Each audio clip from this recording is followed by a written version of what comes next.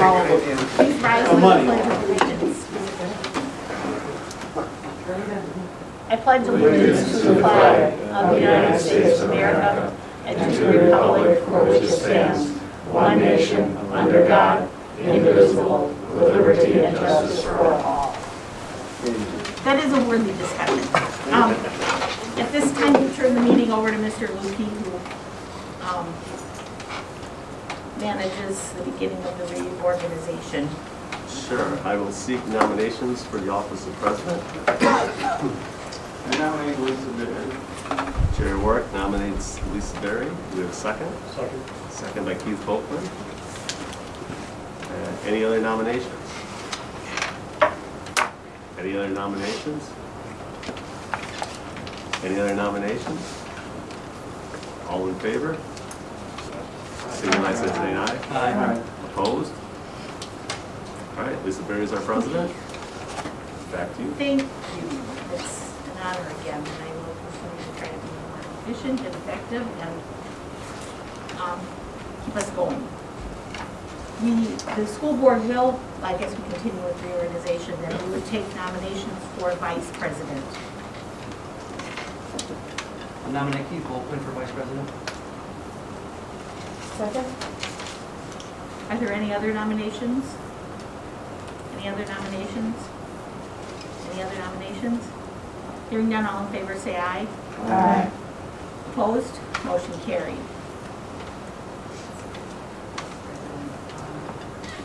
We will then take the motion for treasurer. I nominate Cindy Summer. Second. Give me a second. Are there any other nominations? Any other nominations? Any other nominations? Hearing none, all in favor say aye. Aye. Opposed? Motion carried. We'll then take the nomination for clerk.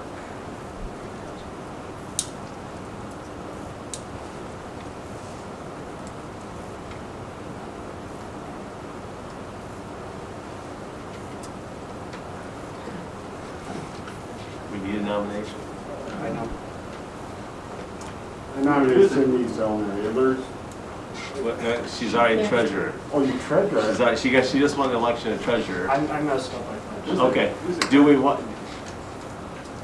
Cindy is the office of treasurer.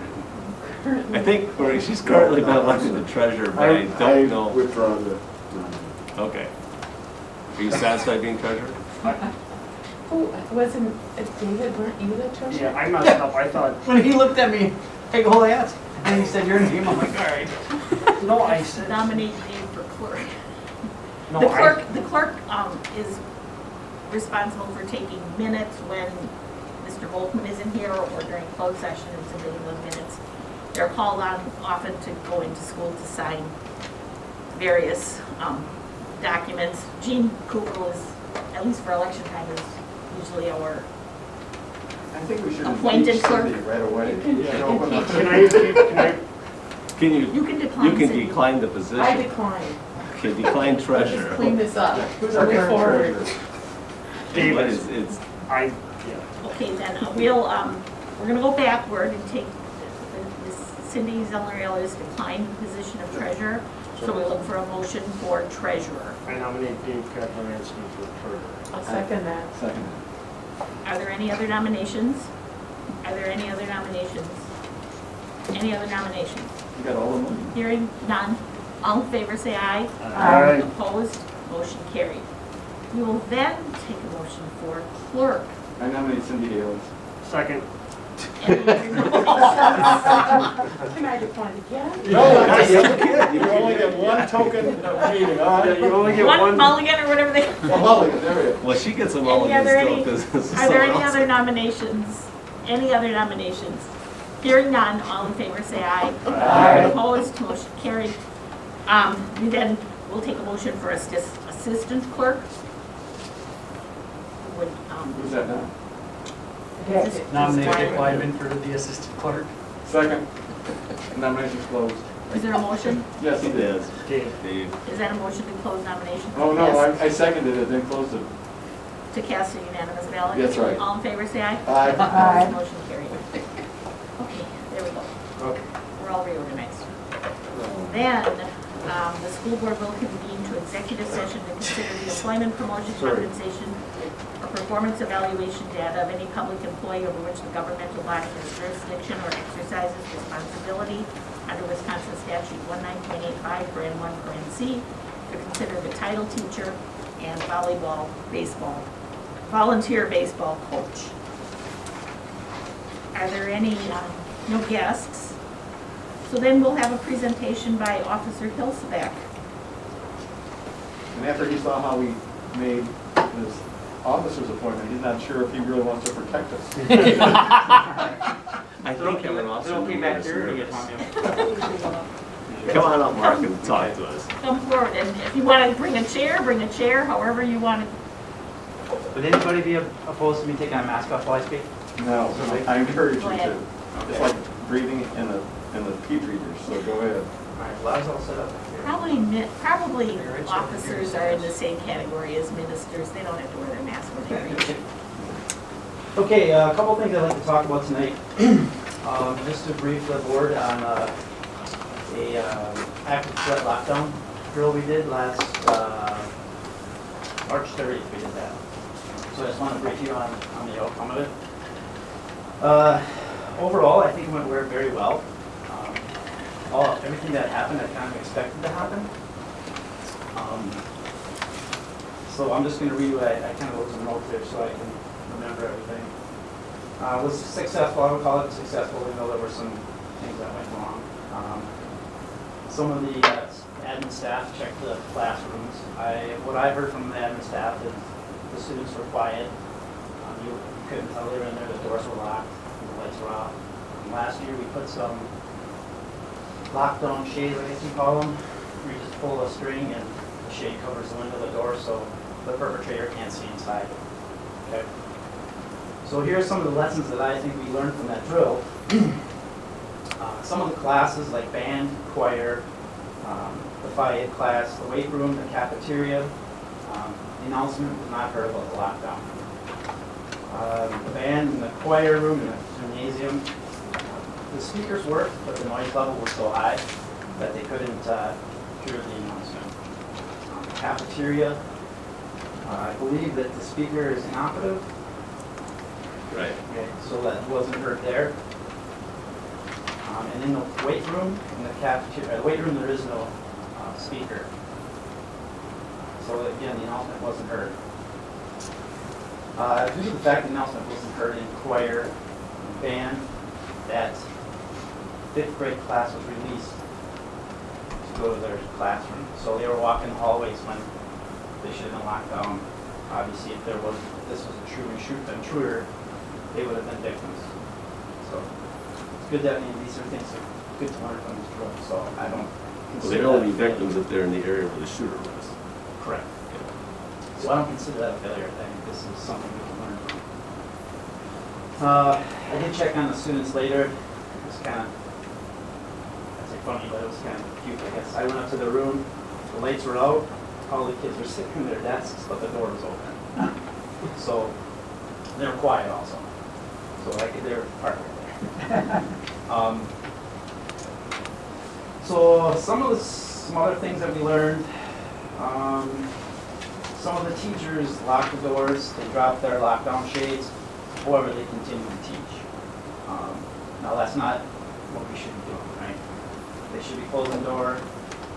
I've been pushing, when I first got here last year, I would walk around the hallways and I would check everybody's door to make sure that the handles were locked. I didn't really care if the door was open, but I wanted the handles locked in case we did have an intruder. They wouldn't be fumbling with their keys trying to lock the door. The reason I did that is I did look at the Virginia Tech shooting, and one of the teachers,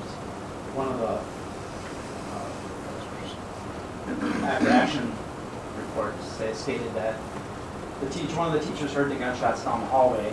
She went out and looked, saw the shooter coming towards her, closed the door and tried to lock it, but by that time he was in there and everybody in the room perished.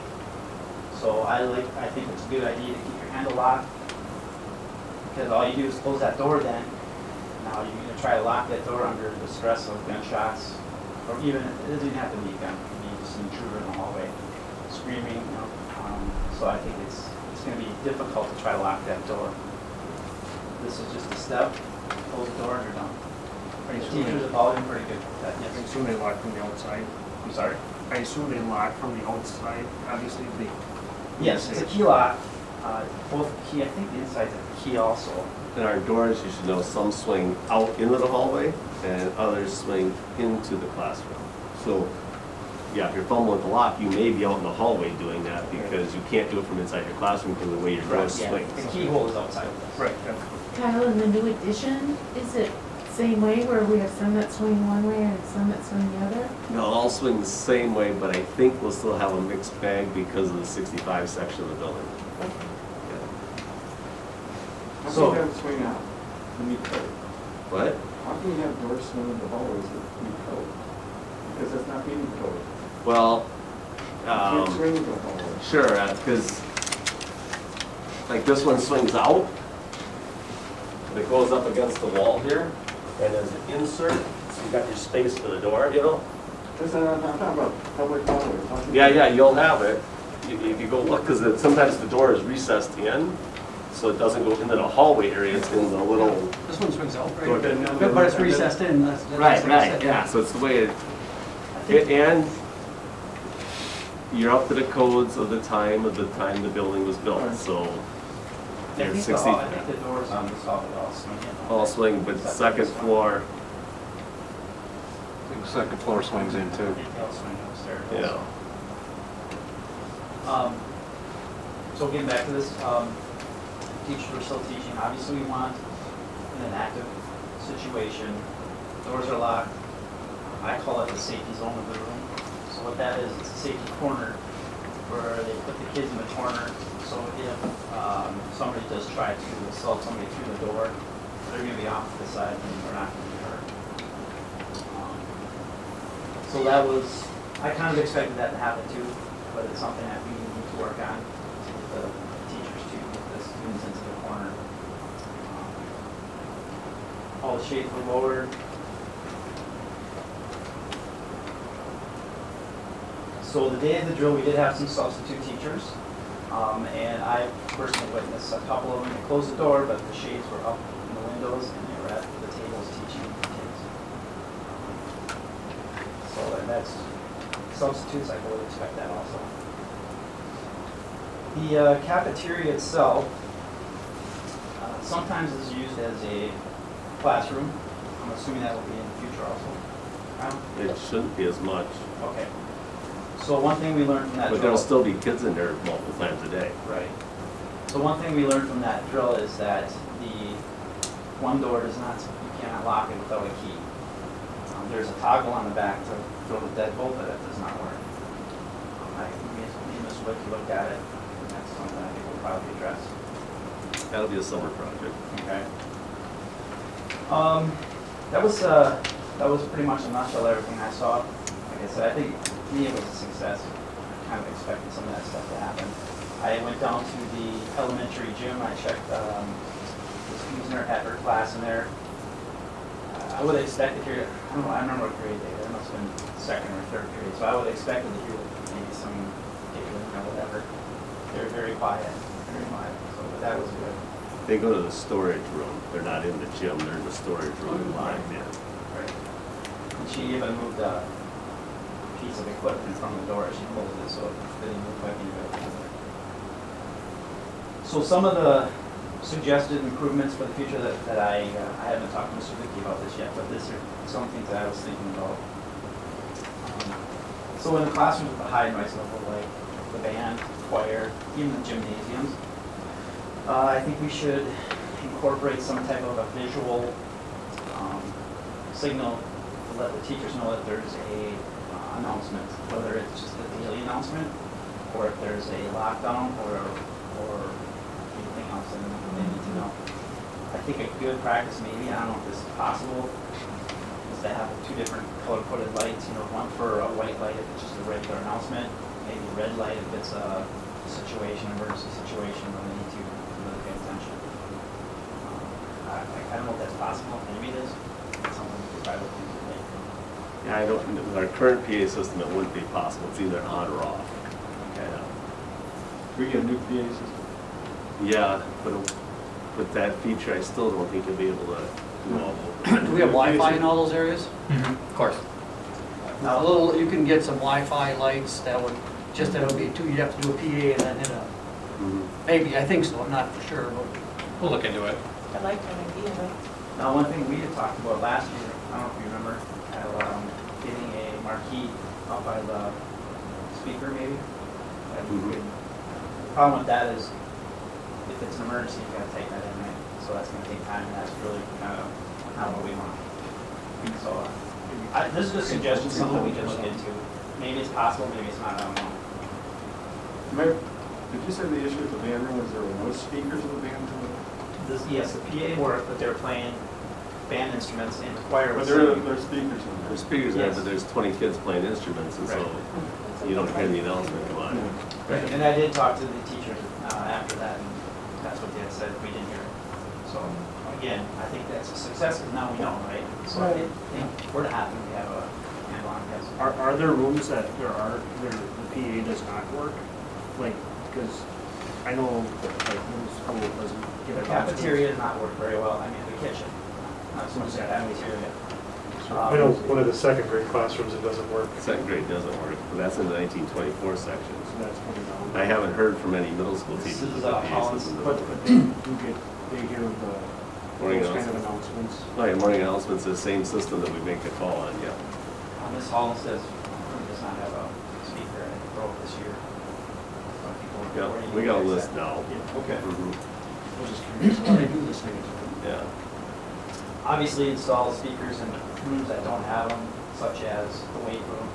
'Cause I think originally that wasn't really meant to be a weight room, so there was not no speaker in there, so. That's that's a band room understandable. originally. Right. Fix the cafeteria and the kitchen. Fix those so they work, are louder. I had talked to somebody who suggested maybe a web-based app on the phone to communicate with the teachers. So if, say there's a real situation, someone would evacuate, they can text the principal or the superintendent and say, my classroom's wherever. Or really another good example would be the intruder is down here. They could, one of the teachers can text, hey, he's at Well, by door 3. they should know the plan right now is, I don't know, well, we'll tell anyways. You don't want to tell your plan to the bad guys, and so someone might be watching on video. That's That's the problem. that's something to brief the Right, board you don't on wanna in know closed that. session, I think. We have a system in place already, but I'm not gonna tell you what it is because the camera's on. Yeah. We'd have to tell you. Yeah, you're all done. I think for the next, okay, skip on. So the app would allow a covert conversation, is what I'm trying to say. I think that's what the colleges are using, is the apps to notify if there's a situation on the campus. Yeah. Obviously, we'll fix the doors in the cafeteria, get locks in there, so they're locked by the teachers. The next drill we have, I would ask Mr. Ricky to ask his team to actually open doors and check to make sure that the teachers are in the right place with their students. Yeah, not to get anybody in trouble, it's just that we want them to go where they're supposed to go. Hopefully we never have to do this, but we gotta be ready for it. We should be, I don't know how you would do this. Whenever we have a substitute teacher, they should be briefed on the security plan for a situation like this. Now, I don't know if it's something they're required to read before they go to class. That's just something we need to. Mr. Bear has his orientation with the substitutes in August. He goes over their safety materials. Then throughout the year, we get new subs, and those guys will be brought to speed. That's where it is. Right. And we do have, show them the flip chart. We do have a flip chart. Don't tell them where we keep it. Okay. But So every you have a sub flip goes where chart. every teacher's supposed to keep it. Right. Oh, okay. Let me So if just- they're let me get subbing, to they this know where in to a find minute. it. Let me just get to this in a minute. So yeah, at the beginning of the day, they somehow we should, I don't know how to do it. They can read the flip chart. I did talk to Mr. Luke, yes. For the younger grade, it's probably tougher. As the kids get older, are there discussions so the kids know what's going on? Because there's a point where I would trust a lot of kids and say, here's what we do in a sub, you know, because if Well- they keep training, or, Except often your shooter is a student. So the best thing we can do is have our system in place, and then when the day comes, the kids will listen to the adult and what to do, because we hide, run, or fight depending on the situation.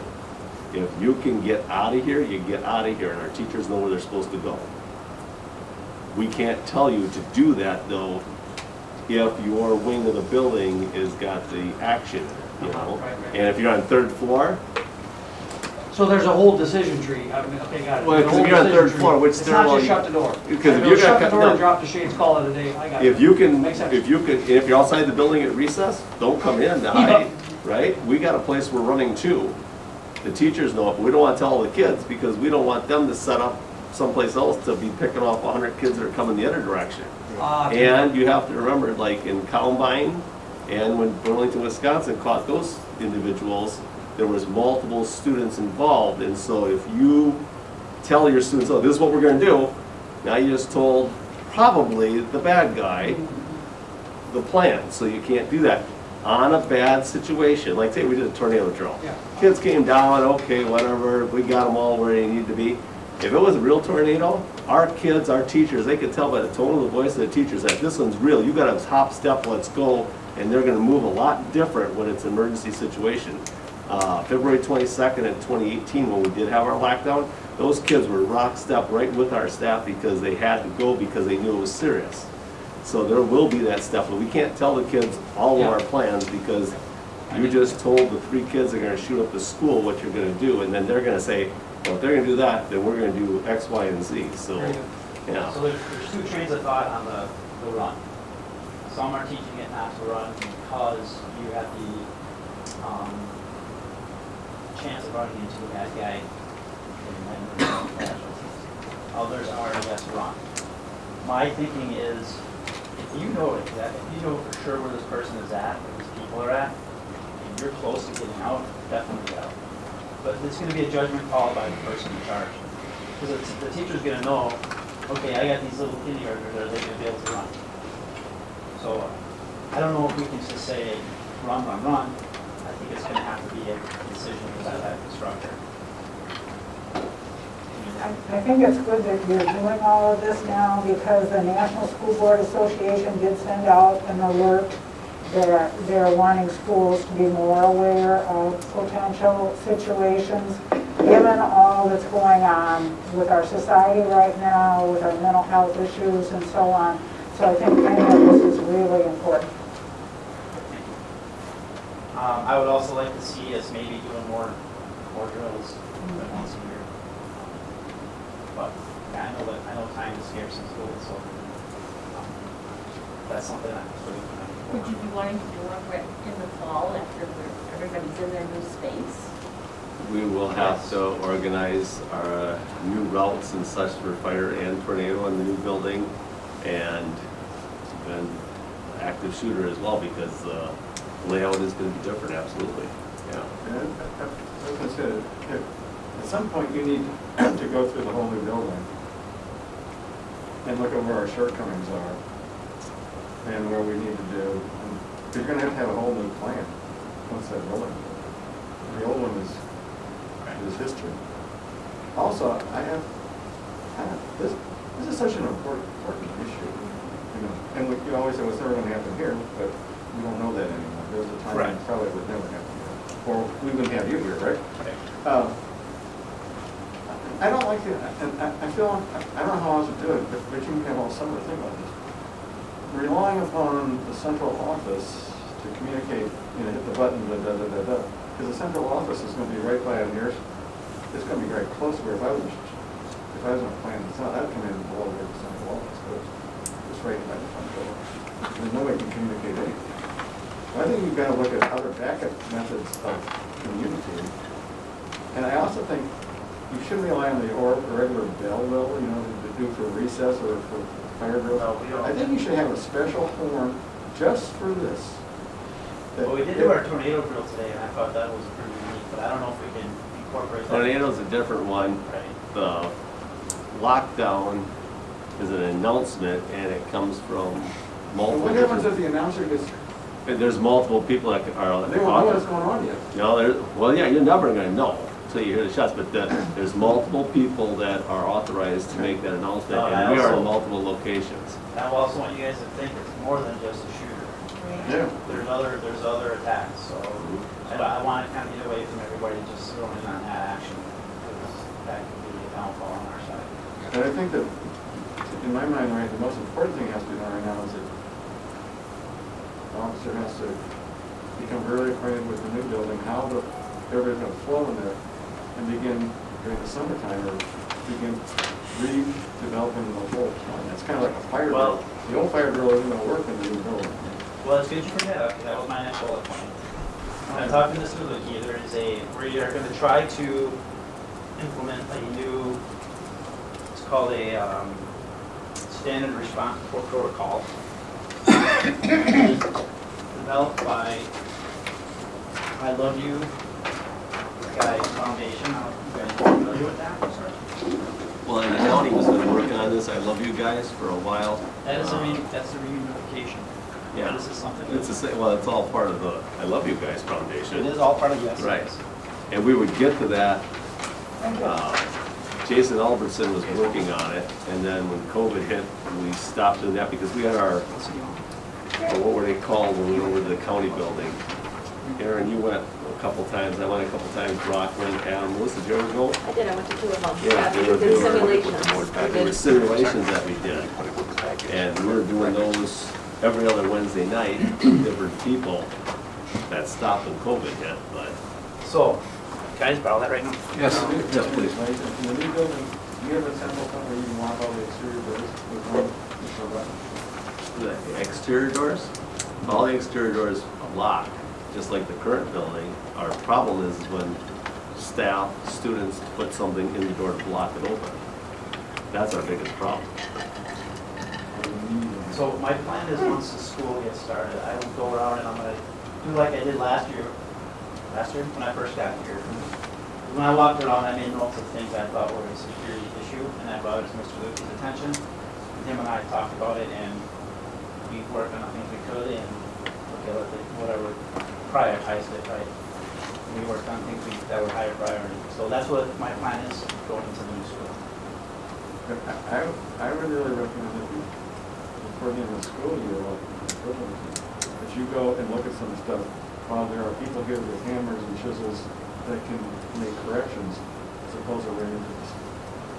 Anything obvious that could be changed, you know, as a change. You've been through the building a couple times, and you'll I go have next been. week, I mean. Okay. you know, I have, like there's that. some things I'm seeing already, but, you know, I'll talk to Mr. Lukey. I think you need the boss to know about it, so that Yeah. if you agree with them, then they need to change now, because change orders all go.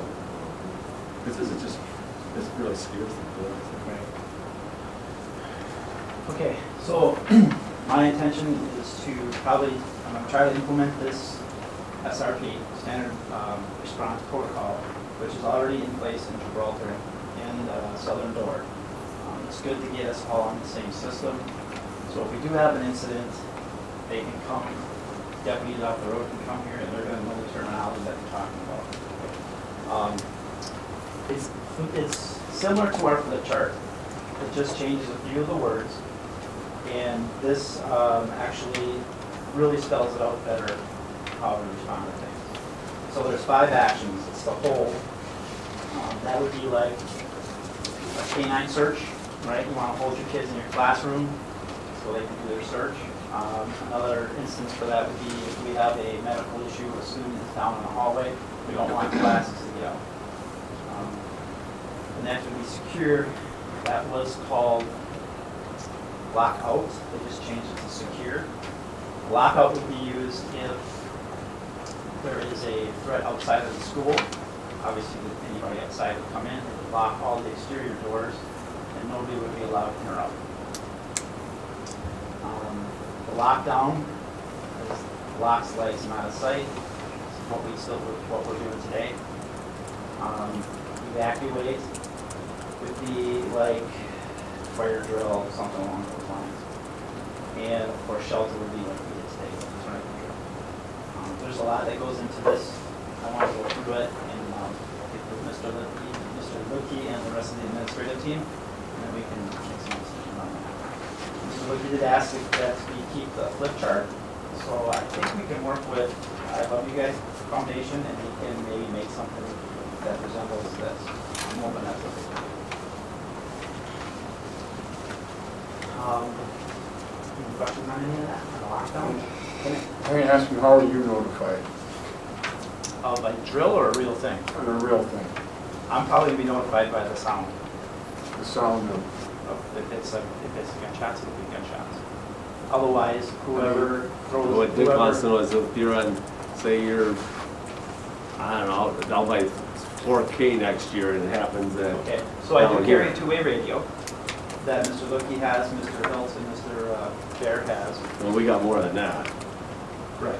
All the secretaries have it, the maintenance has it, Yeah. Melissa Margraf has it, we got, I don't know, I mean, if there's a one situation- sitting on Carl's desk and Jean's desk, we have maybe a dozen around the school. So, and it happens, I don't want to say daily, but there is times here when Mr. Margraf will call for help on the radio, and I go and help. So that's how I would get notified, or, of course, if I was here with a situation, if it's a lockdown. But if it's just something, like a student that's unruly through the radio. Okay? Any other questions on our drill? I would assume too that you get notifications, like if there's something going on in a county somewhere near the school, somebody's gonna notify you from the sheriff's department? Yes, they should. I do carry, unfortunately, my radio does not work in the school. But I do have a cell phone that has a radio app on it that our Okay. dispatch center goes through. It works off of Wi-Fi. It's called FirstNet. So Okay. you guys heard of FirstNet before? It's run by AT&T. Basically, one thing they learned from, I believe it was 9/11, first responders weren't able to communicate because the cell towers were bogged down with people on phones, texting, whatever. So now FirstNet gives priority to first responders. So if we were to situate, like a perfect example is Packer game. If I go to the Packer game with my FirstNet phone, I'm going to be able to get on the internet, call my wife, whatever. You go down with your regular phone on FirstNet. Have you guys ever tried that? You're not going to get out. That's because their cell system is so bogged down with other people. That's kind of a good analogy. Perfect. Okay. So I do have, and I can talk both ways with the dispatchers. Just hold my phone and talk. But they should be, yes, they should be contacting me in this Okay. situation. You know, an Do you example, do you still share that, do you still have that same office that you showed us when you got? yes, I'm right back here. Will you have a different office? Yes, Okay. I'll be, He's in the K-12 office, and we purposely put him on the corner, so when he steps out of his room, he can see to the north, to the east, and to the west all at the same time. And he's pretty centrally located to the high school, middle school, elementary, because the office is pretty central. But yeah, he steps out, we purposely gave him that office so he can see 3 ways at one time. I did ask for a skylight for the sunshine. Catch up. And your gun safe is still in your office? Yes. So can I ask why your police radio doesn't work? concrete. It's part of the school. We've always, I can go on the 3rd floor and I get pretty good reception, but So isn't there something technologically? It's to get a it's read? just cell signal. It's the same for anyone with any sort of cell phone in the district. Like I just talking can't about get. my radio.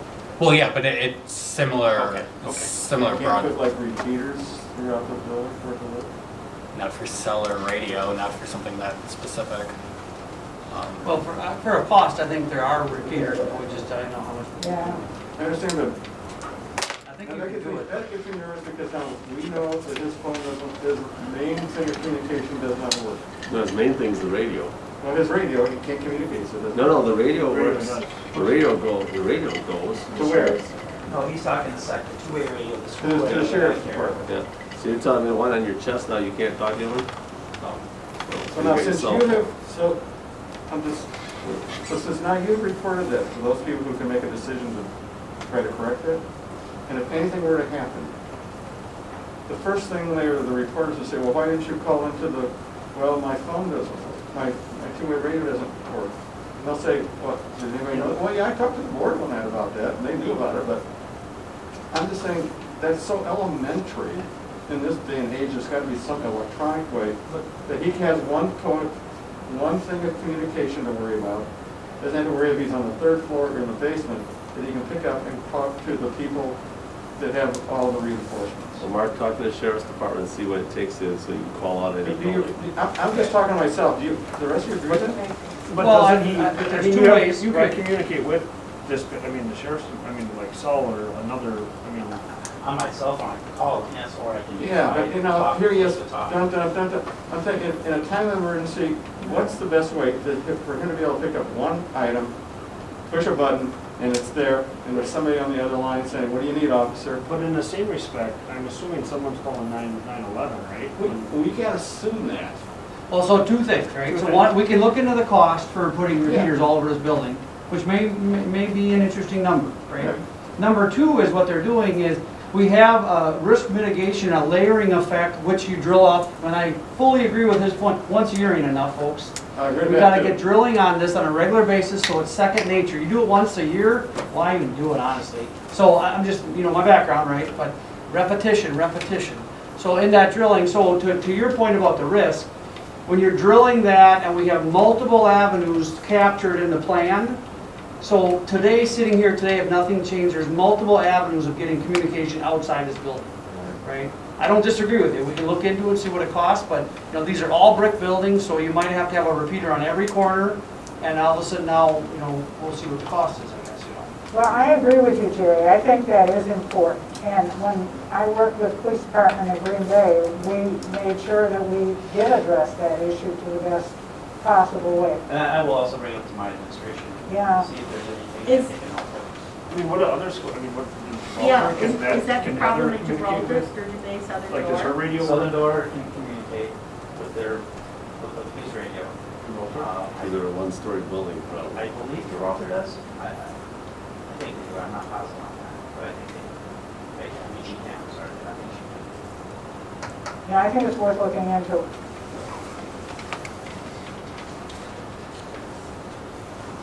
I also wanted to give you, the board, a little bit of an overview of the SRO program, since I've been here now for a year and a half. I don't know if we count that last year or not.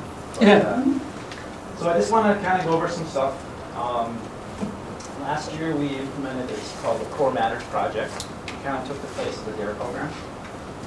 So it kind of teaches the same stuff, but they implement some taekwondo moves to instill a little bit of a, kind of teach the kids that they can kind of rely on themselves to get out of a bad situation. This year we suspended that, we haven't taught it.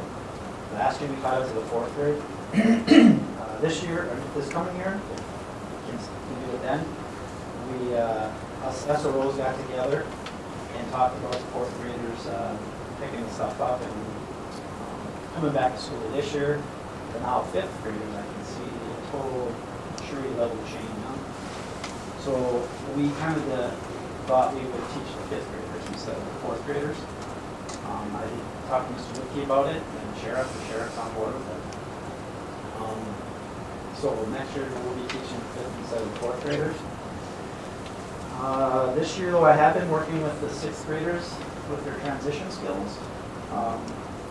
Some of the things I've been teaching to them is 6 core values, 4 characteristics of good character, excuse me, decision making, the consequences of good decisions, bad decisions, kind of how to figure out which is which, and control over their choices, and how to be assertive with their peers, with peer pressure, not so much aggressive but assertive. And lastly, we moved over to some anti-bullying. So every sixth grader has been through that. This last class will be, they're going to do a project afterwards. So I have been, excuse me, attending after-school events such as football. Some of you probably seen me at volleyball and basketball games. I'm there to help keep the COVID-19 restrictions in place, keep the fans in check, and crowd control. I did come here last Saturday for the volleyball regionals. We had some information that some of the opposing team's parents. Okay. We don't need to relive it. Sorry. So I'm also providing traffic control for the parents and the students. Last year, I was out on the highway stopping traffic for the school buses to get out. This year with the construction and the students in the back parking, and the parents coming, dropping off, picking out. I've been out there trying to get the students to take the right way out. They've been doing pretty good. Now, the first part of the year was kind of rough. But we had some barricades out there to keep them in line, and now those are gone, and for the most part, they're following the same traffic flow that we started them off with in the first part. Giving them assigned parking spots was key too. We're going to continue that in the future. Also in the front, when the parents are picking up, there was some confusion last week where they weren't being safe, I guess. So I was up there and straightening that out with the help of Mr. Leakey and Mr. Woods.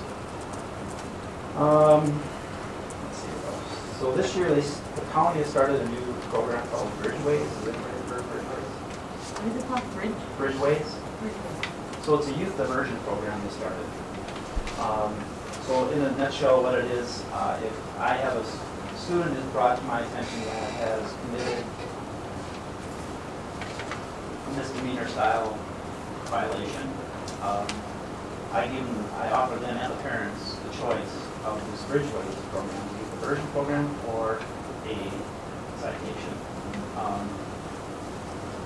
So if they decide to go with the Bridgeways, there's certain things they have to do.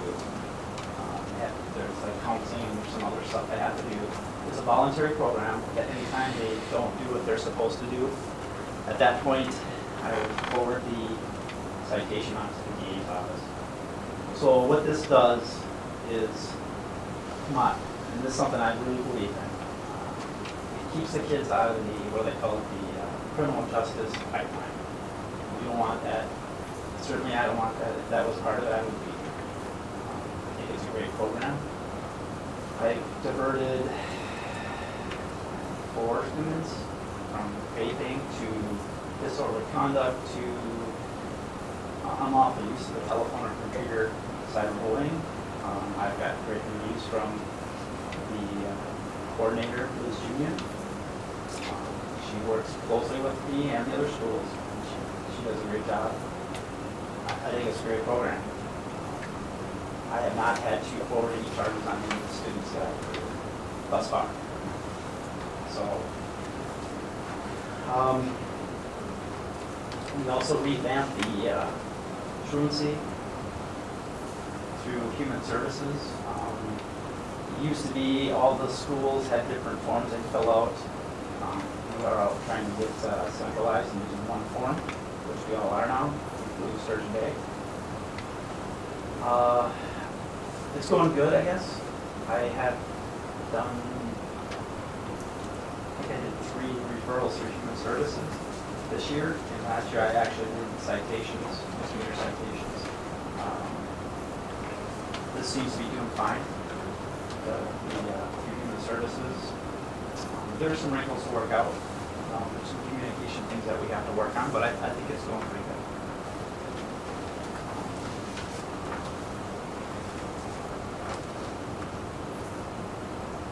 All in all, my feeling, the main reason I'm here is to make relationships with the students and also the parents and the staff, but mainly the students. And I feel like I've done a good job at that. I've had students come up to me in the hallway, high school students come and talk to me and they tell me some stuff, which is what I want. I'm not, again, I'm not there to be an enforcer of anything really. If I have to do my job, and I tell them, I'm here to do a job, and if I have to do it, I'll do it. But I think it's nice that they can come and approach me and tell me things, and know that I'm not going to be another authority figure on the soapbox, preaching them to preach. I had parents reach out to me through email, telling me that their student is wanting to drop out of school. I talked to that student, and today he is working on getting on the piano, which I think is great. And he is signed up for WTC. So I call that a win, I guess. And we have even the younger ones now. Last year they're a little standoffish, but now they're saying hi to me all the time in the hallway. I did have I think she's in kindergarten, that one day she was dropped off and I opened the door for her, and she was afraid to come in because I'm a police officer. And I explained to her, I'm here to help you. And now every day she sees me in the hallway, she's got to say hi. So I think that's another win. And getting back to the new building, it's my intention that once it's up and running, I'm going to get with Mr. Lukey and we're going to go and I'm going to tell him what I think some of the shortcomings are. And then we'll go from there. I'm sure it'll be this summer sometime, towards the end of school starting. And I'm not sure when we're going to be in there for good, but so. Any questions for me? Just based upon some of the national issues that are going on right now, do you tell the kids, especially the high school kids, in the event that they're ever confronted by a policeman or pulled over by a policeman, whatever the cop tells you to do, you do. You can always... I have not had that conversation. I you will. You can always have discussions later on about what happened. But just do what they tell you to do. Because all these events are people not doing, trying to do it, So I would have that conversation if they came to me and asked me. I don't think I am going to initiate that. Now, if a teacher wanted me to come and speak to the class about that, absolutely I'll do that. I just think it wouldn't be just to come up to one of them and say, hey, if you guys do what you're told, nothing's going to happen. I just don't think that would be very smooth. That should start at home. Well, obviously, Unfortunately, it doesn't always. You're Maybe right. maybe it's not his job, but somewhere in the educational process, especially in the high school here, because that's when kids are starting to feel a little cocky. If you look at all the issues, and somebody's, I don't have to listen to somebody just walk away, run away, whatever that, and if they would have just done what the cop says, give them back to my car, and all that stuff, we'll take care of the issue later. This never. I think it's like in the life skills, or and like you said, if they bring you into the classroom and you can roll it into a curriculum. Yeah. I do agree with that. I mean, I went through that. They say this is what you do. I was even trained to pull my driver's license up with both wheels on the steering wheel. I just do that. Just what I was told to do 100 years ago. So it's There's just too many smart. weirdos out there that, they don't know. So I think that's over time. The longer everyone's working along and you're still happy here, is working more and more into the curriculum. Because I agree with you. You don't want to go up to one person because then they're gonna think you're being Right, but it's zeroing them out as a troubled kid. So, but I think your approach is right. And I think the Well, yeah. driver's ed class would be a great place for that. Sure.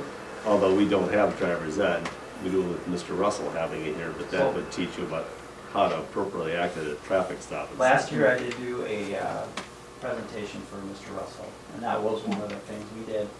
I actually did a mock traffic stop, and I went through the steps of that. So, this year's just a little weird because their class times are shorter, and the teachers want to get their stuff in, and I understand that. So maybe next year, if we get back to some type of normalcy, and they want me to come into the class and say something, absolutely, that's what I'm there for, is to help. Big thing. Yes.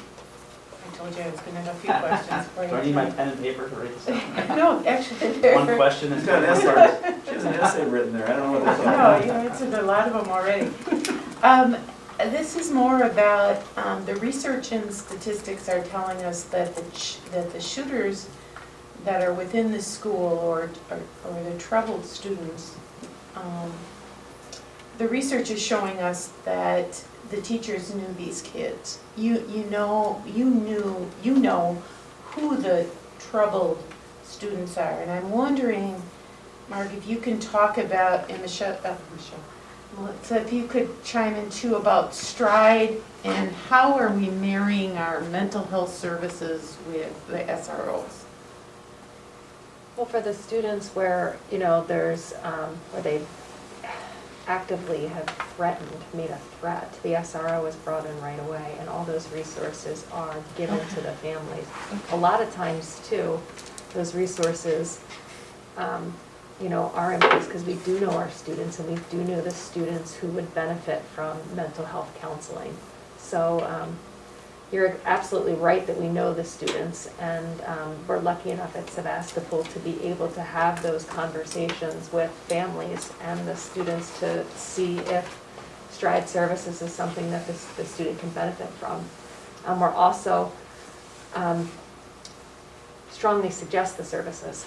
We don't just offer them, we strongly suggest the services. And in the instances that we have involved the SRO, we brought them in right away, and have had ongoing meetings about the students and the situation and where things are presently with it. So we actively try and engage our resources because we know the kids need the SRO not only for their relationship, but we also need the wisdom that he brings and sheds light on some of the situations that we're dealing with. So Are we part of the using team. the threat assessment process? We've done the threat assessment process Okay.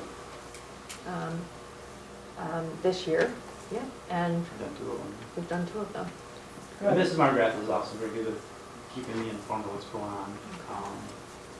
Even if it's saying, hey, so-and-so's having a good day today. And that's good, I'm there to help, whatever I can do to help, I'll help. Yeah. But it's also good to know that there's a good outcome. Other things too, in a previous district I worked in, I was responsible for being the safety coordinator for the entire district. And one of the things that we had learned from research was when situations have been thwarted, you have a kid who's planning on doing something, what's been most effective is it's very hard for those kids or whoever not to share that with somebody. Right. And most oftentimes they share it with someone, it's a matter of that person feeling comfortable going to somebody else. And that is contingent on having good relationships. I think that exists here. I think if there was something that was a threat, I think somebody would come forward and say something to some adult in the building that would get that information where it needs to go. Well, I See think something, say something. Absolutely. Absolutely, and I think that, when we had our lockdown, that's exactly what happened here at school. Kids came in with the information right away into the office. So when we think back of the experience that we did have, we were given that information from our students. Even this year ones, and we had, that's how we That's referred exactly to the right, situation, yeah. was a student emailed a teacher, I believe it was, telling what they had heard. So, it works here. It's working good. Well, I think our community feels safer that you're here, but does not know all that you're doing. We're lucky you're here, and just even beyond all that, talking with the 6th graders about decision-making, getting kids on the right path, thank you. Great work. Anything else? Thank you for all you're doing. I just want to ask you about your interface with the other SROs. Okay. Do you have opportunity on a regular basis? Every third Friday, we get together. We had a meeting today at the sheriff's office. We get together, we talk about what's going on in our schools. We talk about things we want to maybe implement, like the I Love You Guys stuff. The other 2 schools are doing it, so I'm kind of looking at them for a little guidance. We also get together and, that, maybe you guys don't know, in the summer, we as SROs are allowed to take off as much time as we have accumulated.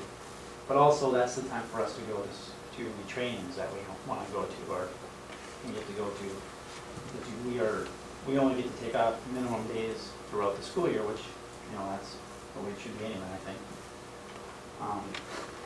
Sheriff's not. So, yeah, we get together and like there's some training this summer I want to go to. That I think is going to be beneficial to bring back. Just give me ideas and so yeah. We talk on a daily basis usually.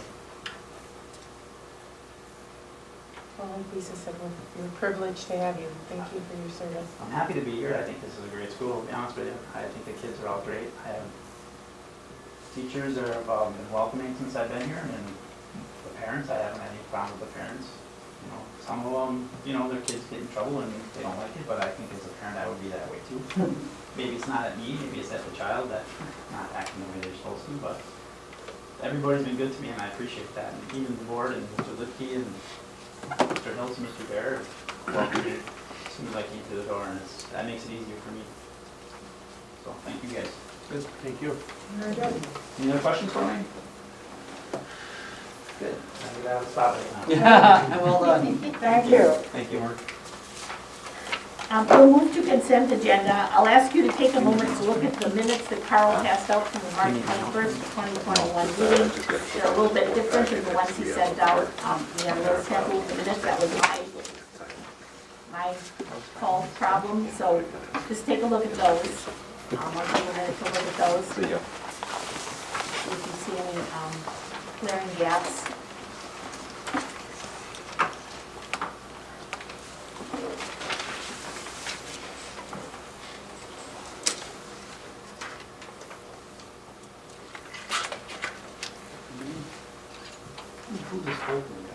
And if I don't hear anything, I'm going to say the consent agenda is approved by consent to include donations of $500 from the Mighty Pioneers toward the purchase of a softball pitching machine, $5,000 by the JP Express, which is the Jandu family, $1,000 to the scholarship fund, $1,000 to the senior party, and $3,000 to the 5th grade Trees for Tomorrow trip. And then Patrick and Sue Kubley with a donation of $300 for 2nd grade classroom supplies. So thank you to all those folks. We'll go to administrators' reports. Mr. Hills? Sure. There was a number of things that were included in my report, but two things that weren't, just to make sure that I bring them forward. One, next month I'll talk to you a little bit more about, I know Mr. Lukey did last month, but I'll do something formal about doing a staggered start. I know that the elementary teachers really found, if there was a silver lining, it was the way we started off the year and the benefits of having half the group in at a time. We want to make sure we get the parents that information so that they can make arrangements if the board would approve that. So I'll bring that forward next month. The other thing, as we all know, schools wouldn't run the way they do without the administrative assistants. And just if you are so inclined, next week on April 21st, Wednesday, if you think of sending an email to any of our administrative assistants, letting them know what a good job they're doing, that would be a nice touch. So. Carl thinks he qualifies too. I was just going to ask, does Carl qualify for that? He thinks he does. I don't know where I fit, and I won't be here anyhow on Wednesday.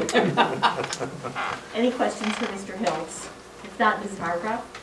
Jumping along a little bit what Mr. Hiltz had shared, where just honoring some of the staff and recognizing some of the staff. I had a conversation with our English teacher, new English teacher, Sarah Moraski, and she happened to share that she was awarded one of an award for, it's called Educators of Promise. So across the state of Wisconsin, there's 60 educators who win this award. And I thought that was very cool, and I wanted to share that with you tonight because I just happened to be talking to her about it and was floored by it and thought it'd be great for everybody to know. But the winners, they get a 3-day leadership retreat in July at Fort McCoy. And the group was selected for their strong potential for educational and community leadership. So she gets 3 days to collaborate with all the other winners. And the highlight of the trip for her is that she gets a flight in a Black Hawk helicopter, Well, which she's very excited about and also very terrified about at the same time. So I just think it's kind of cool to recognize the humbleness too of our staff. I would have never known that, we would have never known. And it was just in a conversation that we had the other day.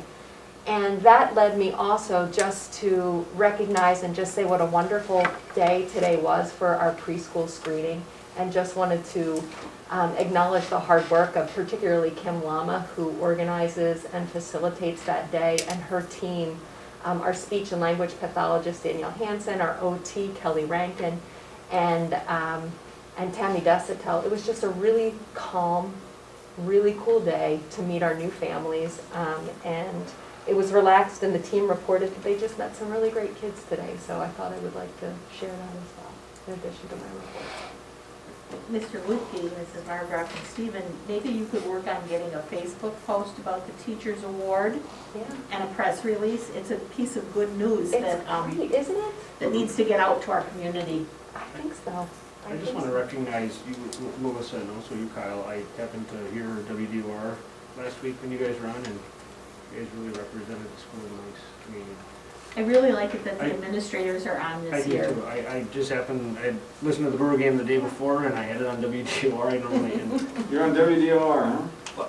listen to the Brewers the day before, but anyway, Thank I you. caught you I guys. think we have a as good well. time. What we're doing this year You is, did really well. Thank well, you. thanks, every month I'm going on, and then Aaron, Adam, and Melissa are rotating with me, and so, then we can cover all, because in the past, it was one group would go for a month, but then they'd highlight just their group for the 40 minutes, and there's so much going on in the school. This way, we gather the information for everything that's going on K-12, and then we don't focus on just one thing for 40 minutes.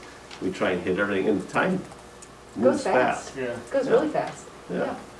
And it's good if there's two of us, because it's better than one. Oh, yeah. Yeah. One on Aaron's thing, I'm starting to feel that we're pulling out of this last year, and it was good to see in your write-up that you're seeing that too. Normalcy coming back, and it's just good to hear, because you never know where things are at. So I mean, those simple words, but I was excited by that, because that's what we want to get back to. Absolutely, and to speak to that, I know even with talking to Diane about the kids in her program, that the kids, since we've come back 100% of the time, the amount of gains that they've made during that time frame has been incredible to watch. They did the best they could every other day, but now that they're back, the kids are really getting things, and so it's good. Mr. Bear isn't here tonight, and the reason he isn't is because he's down the hall at the incoming sophomore parent meeting with Mrs. Malcor, and they also have 4 teachers down there. And you should know that on Tuesday, it was for the incoming freshmen. 4 different high school teachers were with Mrs. Malcor that night. Next Tuesday is the incoming juniors with 4 different teachers, and then next Thursday will be for the incoming seniors. So that program's moving, and that's where Mr. Bear is tonight, and I think it's pretty good. I went down there at 6:30, and there was probably 50% of the parents there. So you offer it to them, it's there, and they can take it up, so it's good that they're moving forward with that. Does anybody have questions about the athletic director gifted and talented report? That's a busy report, but one of the last things was she's working on a 4-year course pathway for all students. I presume that means all students in all of the high school grades in math, science, and English. Not sure what she's doing, but Maybe Melissa can expand on it.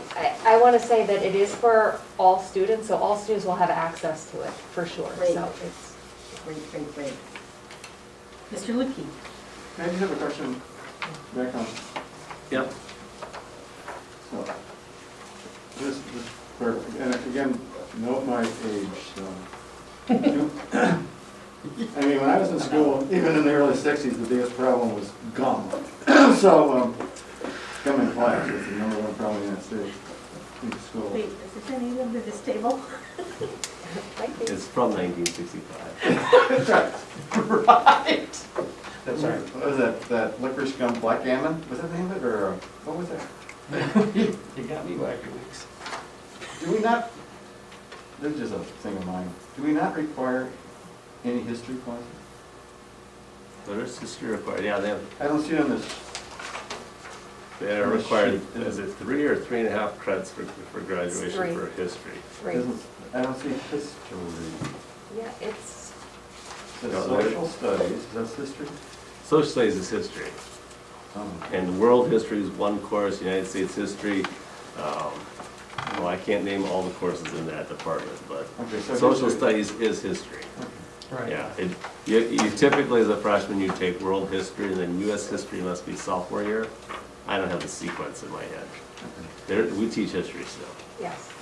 There's American history Yeah, that they take American as history. Well, I got a juniors. junior right now that just went over Yeah. the Midway, the Battle of Midway or something, whatever that, I Mhm. assume that's some part of history, I don't know. It's really true if you don't know the mistakes of the past, you're bound to. Okay. And it's also very important to know. That's that Air Force. Just don't- That's Air Force. Yeah, right. I don't have much more to add, Joe. Yeah. No, everything else I got is in the building, everything else here. I don't know if you all saw the musical online over the weekend, the high school musical. It was pretty amazing because none of those kids were on stage together. They had to record their parts, and then they taped it all together, and then tell them about Look at the, one of those pictures. I'll go get those. And, They're okay, I'll tell you awesome. about opening night. They had a red carpet affair at the movie theater, and so the Pioneer Newscast team was there interviewing the kids as they got out of their cars and walked into the theater. They were socially distanced, and it was showed on the big screen. But the cool part, yeah, just hold one up, Melissa. Do you want me to hold on? Yeah. And Mr. Kent did these. Yeah. I'd like to say that too, they're amazing. This was the backdrop, so they performed it in front of a green screen, and they Beautiful. look like they're standing in front of those buildings, that looked like a full-size building. And there was this picture that was put on it. And in scenes, if you watched it, there were some scenes where the kids all had masks on, that meant they were acting at the same time together. When they didn't have their masks on, it meant they spliced it with one character or another. And there was a couple of glitches where they didn't line up right, but overall, it was a pretty great process. It was like having a It is conversation some with him as he was technology. doing this one, and I was lost. And so what we're gonna do is, 3 of the prints are gonna go to each of the directors, and then the one that has the curtains and white in the middle, all the students and cast and crew are gonna sign it, and we're gonna frame that one and put it in the hallway, because we always do one for each show, so that was just a unique experience they had. But the parents that came and the kids that came to the the red carpet affair were dressed up for the thing, and it was really neat. yeah, it was neat. I put 3 pieces of paper on your tables or your binder, if you choose to use the binder. It's a current phone directory, so you can get rid of the old one. It's the current phone tree, emergency phone tree, which exists, but we've never used in all the time I've been here. And just a recap of the goals from that full discussion from last time. Communication Committee, March 31st. I was at the last time to report my project, who's gonna go over that? Or- Sure. Okay. Yeah, Well, we decided that at the last issue of the Pioneer Times, we will devote a page, or at least part of the inside page, I think it's gonna be the inside page. What page is yeah, it? probably.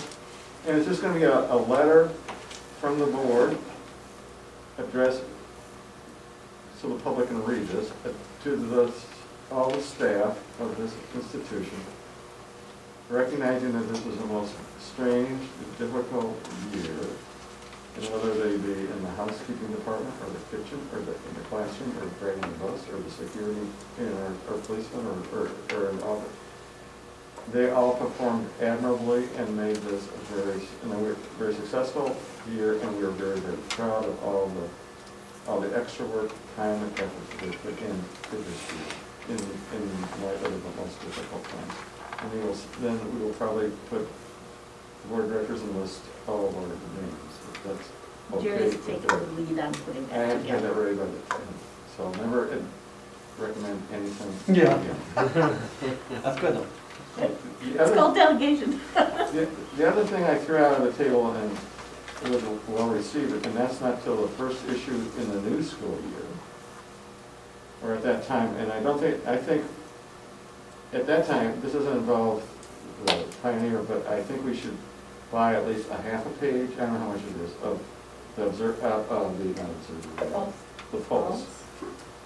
With it, and we have to have some people, pictures of it, the picture of the whole, you know, our new whole campus. And the whole thing is a thank you to the voters of the Sevastopol School District for providing us with our new school. And then we have signatures of all the students in the school underneath it. Very cool, Wouldn't that be cool?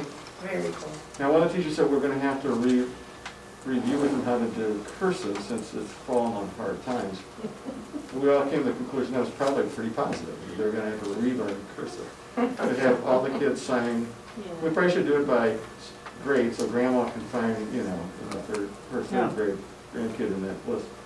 But more or less showing those who voted, or in the school district, a thank you from the kids who are using the facility that they protect. And that was well received. We haven't officially decided to do that, but that's a thought out there. So I just want to, you think that's a good idea too? I think in the next issue of the Pulse, you will get the commemorative edition that records history and things of the schools coming down, and the staff that wrote on those articles did a great, A lot of work. did a great job. It was A lot of work. So you'll get that. Lisa's out there going through old rocks and bricks and.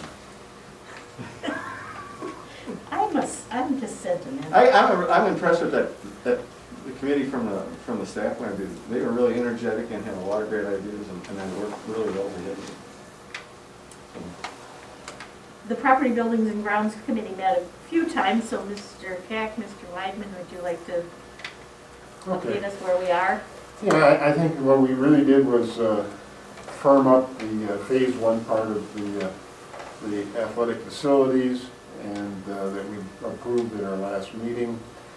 I think that as soon as we are finished with those, that they will be starting on that project. And also, we're right now in the process of looking at phase two, which is facilities building for that area, and some other considerations that would not be done in phase one, but really we need to do a lot of planning and looking at options for phase two of that area, so that we're in line to do it when we have the funds available. So, yeah, it's moving, it's moving along very well, and I think the people that we have selected are going to do the work, are very competent, and I think it's going to be a very good job they're going to do. Anything to add, Mr. Cack? No, good dialogues, I agree. I like the phase two's coming together, we'll figure that out, and I think part of the thing he's saying is it'll support some fundraising efforts too, which might complement the phase two opportunity, so, yeah, that's good stuff. Equity Committee did not meet, but after Sue signed her name in blood, we did get a sample survey or two questions to look at, so the committee members are looking at those, and we're gonna meet next Wednesday. I did get the survey. I have to keep it under lock and key, but I had to sign my life away to get it, but I got it. Budget report. You have the budget, the monthly report in front of you. Carl's going to give you some information on the HRSA funds, rounds 1, 2, and 3.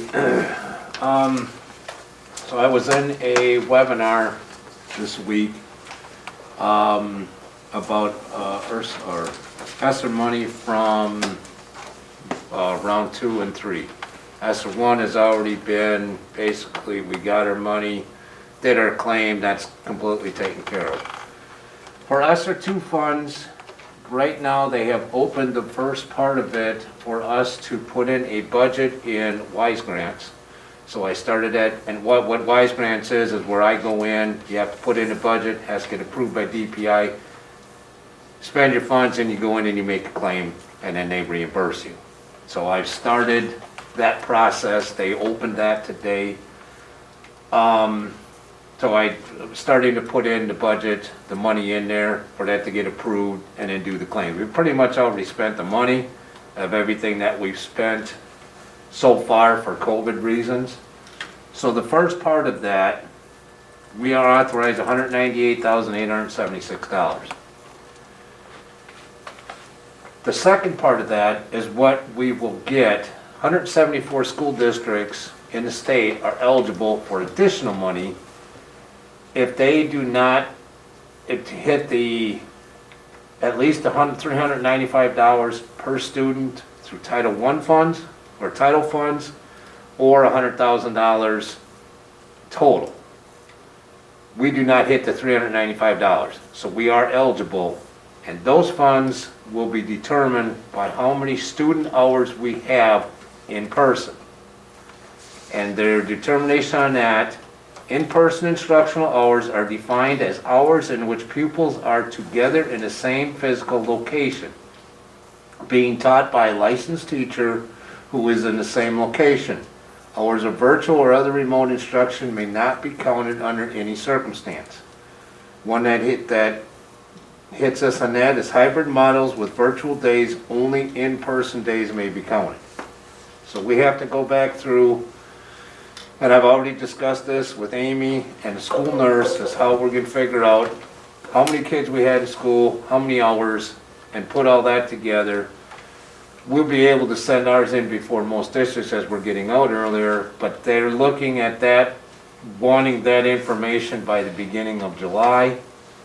The determination probably won't come out till the fall, till they get all the numbers together. And it's $65,537,642 is what is allocated for those 174 local agencies. That's going to be split up between those 74 depending upon how many in-person hours that you have. The last that I saw, and this was a guesstimate, would be possibly about another additional $120,000. So that's in the process. Exactly how we have to tell the state how many they're in the process of working at. I'll get him more information. ESSER 3 money at the third round, from preliminary indications, it'll be $600,000. Now, ESSER 2 money has to be spent by September 2023. Okay. ESSER 4 money has to be spent by September of 2024. With the DPI personnel that were on that webinar this week, one of the things that they were kind of really pushing for, they can't tell you how to spend it. They can tell you what you can spend it on, but not necessarily how. But one thing that I got out of it, they're really pushing is additional personnel to try to get to bridge the gap between what the kids have missed, between being virtual for a year and where they need to be at a certain point. Some of the other administrators that were on there, one of the things that they were saying, that's great, we understand that, we're in agreement with that. However, if you create new positions, you have to do one of two things. Either you have to tell the people, this is a temporary, you may be full-time now, but this is a temporary position, because once that money runs out, there's no more money to keep paying for that position. So have to tell them that up front, or like talking to Mr. Hills today, he said maybe there's other positions where people are leaving and they can apply for those. But make them be under the understanding that this may only be a temporary 1, 2, 3-year temporary position. Or you design how you're going to spend it within the staff that you already have. So at the admin team meeting today, I brought it up to the other admin team, and it's like, this is the things that we need to be thinking about now, how we're going to spend this, how we're going to allocate this, so everybody's on the same page, and I know where we're gonna go and what, how I need to budget this and things like that. So that's what's coming down the line. I have not heard of an ESSER 4. I can't imagine they would. I don't know how the country's gonna pay for what we've got, but it's pretty much, it's out there now. I think anybody have any questions on that, or? So all these funds are really administered by DPI then? There are funds that are coming from the federal government, but the funds go to DPI and DPI administers, and I think 10% of all those funds go to DPI to pay for their administration.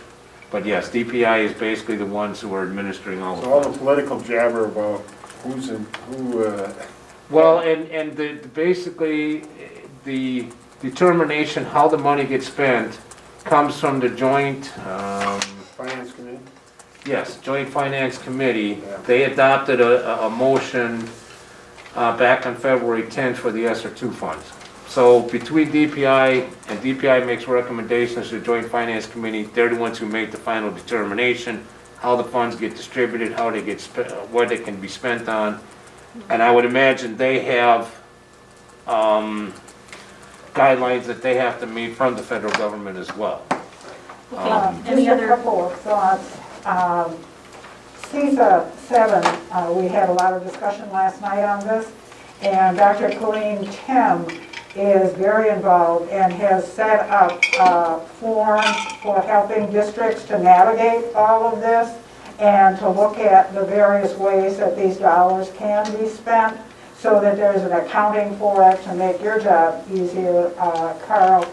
And also WASB has a Zoom session tomorrow at noon, which can be accessed from the WASB website, which is going to be talking about all of this from the state perspective. So that might be something to take a look at. And the WASB board is going to be discussing all of this weekend too. There is a lot of controversy about this. Some districts are quite upset because the funding is based on Title I. And that's great for some districts and not so great for other districts. There's also a lot of contention in the legislature about this because it relates to the state budget. And there are those folks who are saying we're getting all this federal money, so maybe we don't need to do so much on the state level. So a lot going on there. And the last printout I got was our total was $699,706, and it was based on $1,178 per pupil, and that included all of the ESSER and the GEAR funding. Did that include all three ESSERs? Yes. Okay.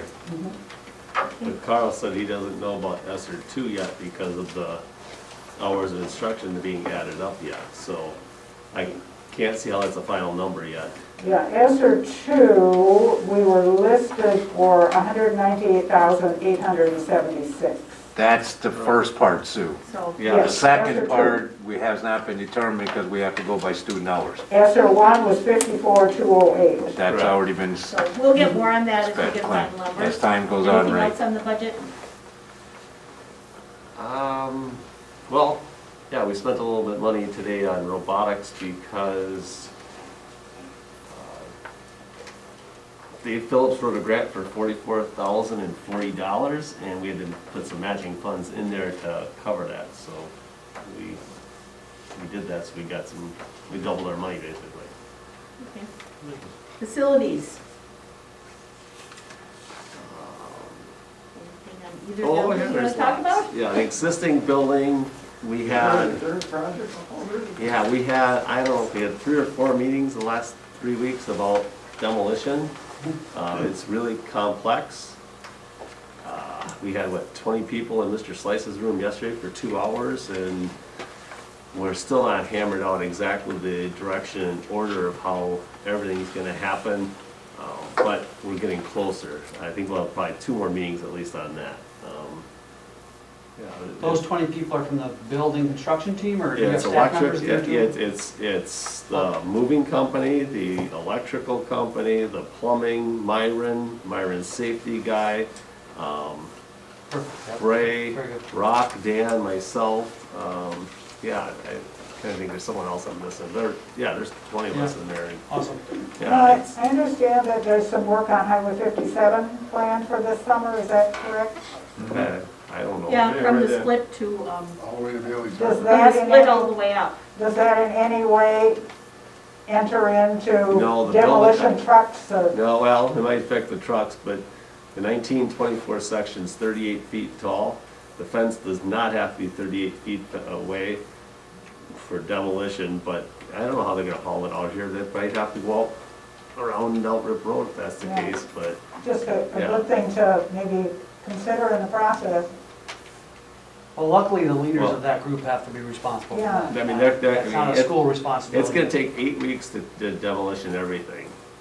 But they're gonna start May 24th, they'll start on the 91 connector, and then they'll go on to the 1946 shop area, then they'll go to the 3-story part. And as soon as they get far enough north, they're gonna start working on the construction of the stairwell back up. I bet that parking lot doesn't get done until September, October though, where the 1924 section is, just on the way it's going. But abatement's gonna be quite a deal. Oh, you should know, the district office, the pupil service office, and the K-12 office is gonna be right in here for the summertime for quite a length.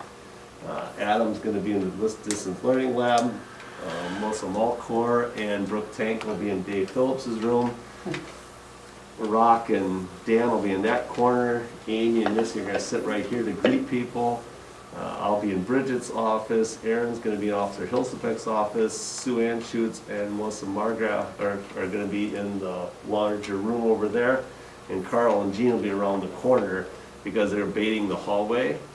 And we can't, this will be our in and out for that part. And then finally, when the K-12 folks can go into the new office, they'll go there. And the district office people will go into the current K-12 office when that's renovated the correct way. So, yeah, this will be a grand central for the summer. Stephen gets to keep his office. Yeah. But that'll be part of it. The moving company's coming on the 24th of May, and they're gonna have everything moved in 3 days. We are going to we're gonna give the students the opportunity for grades kindergarten through 5th grade to buy their desk for $10.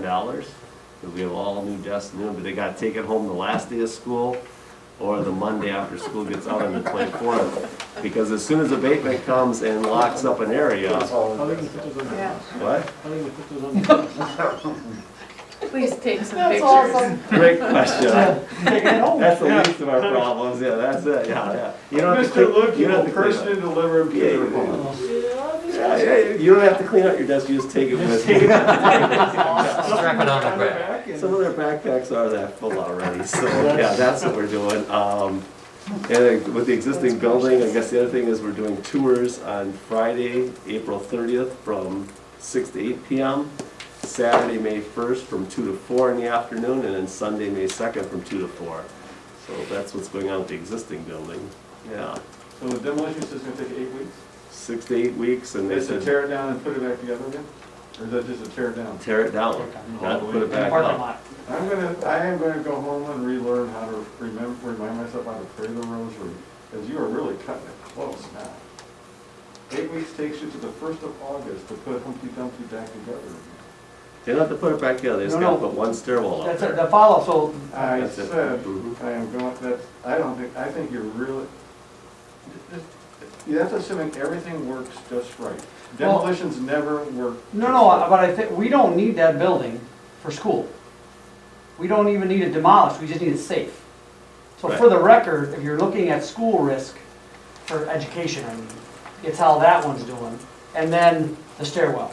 The They gotta get the stairwell stairwell up to firm it up and make it That's what cold, I'm saying. be cold. We are gonna buy some extra days with the abatement process by having them here on weekends and such. There's a little bit in there.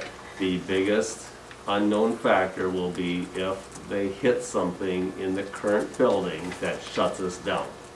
That's the biggest question, but, I'm just saying if you, There's risk, I'm with you, and I need. Oh, yeah, absolutely. Absolutely. especially when you're tearing stuff, old stuff down.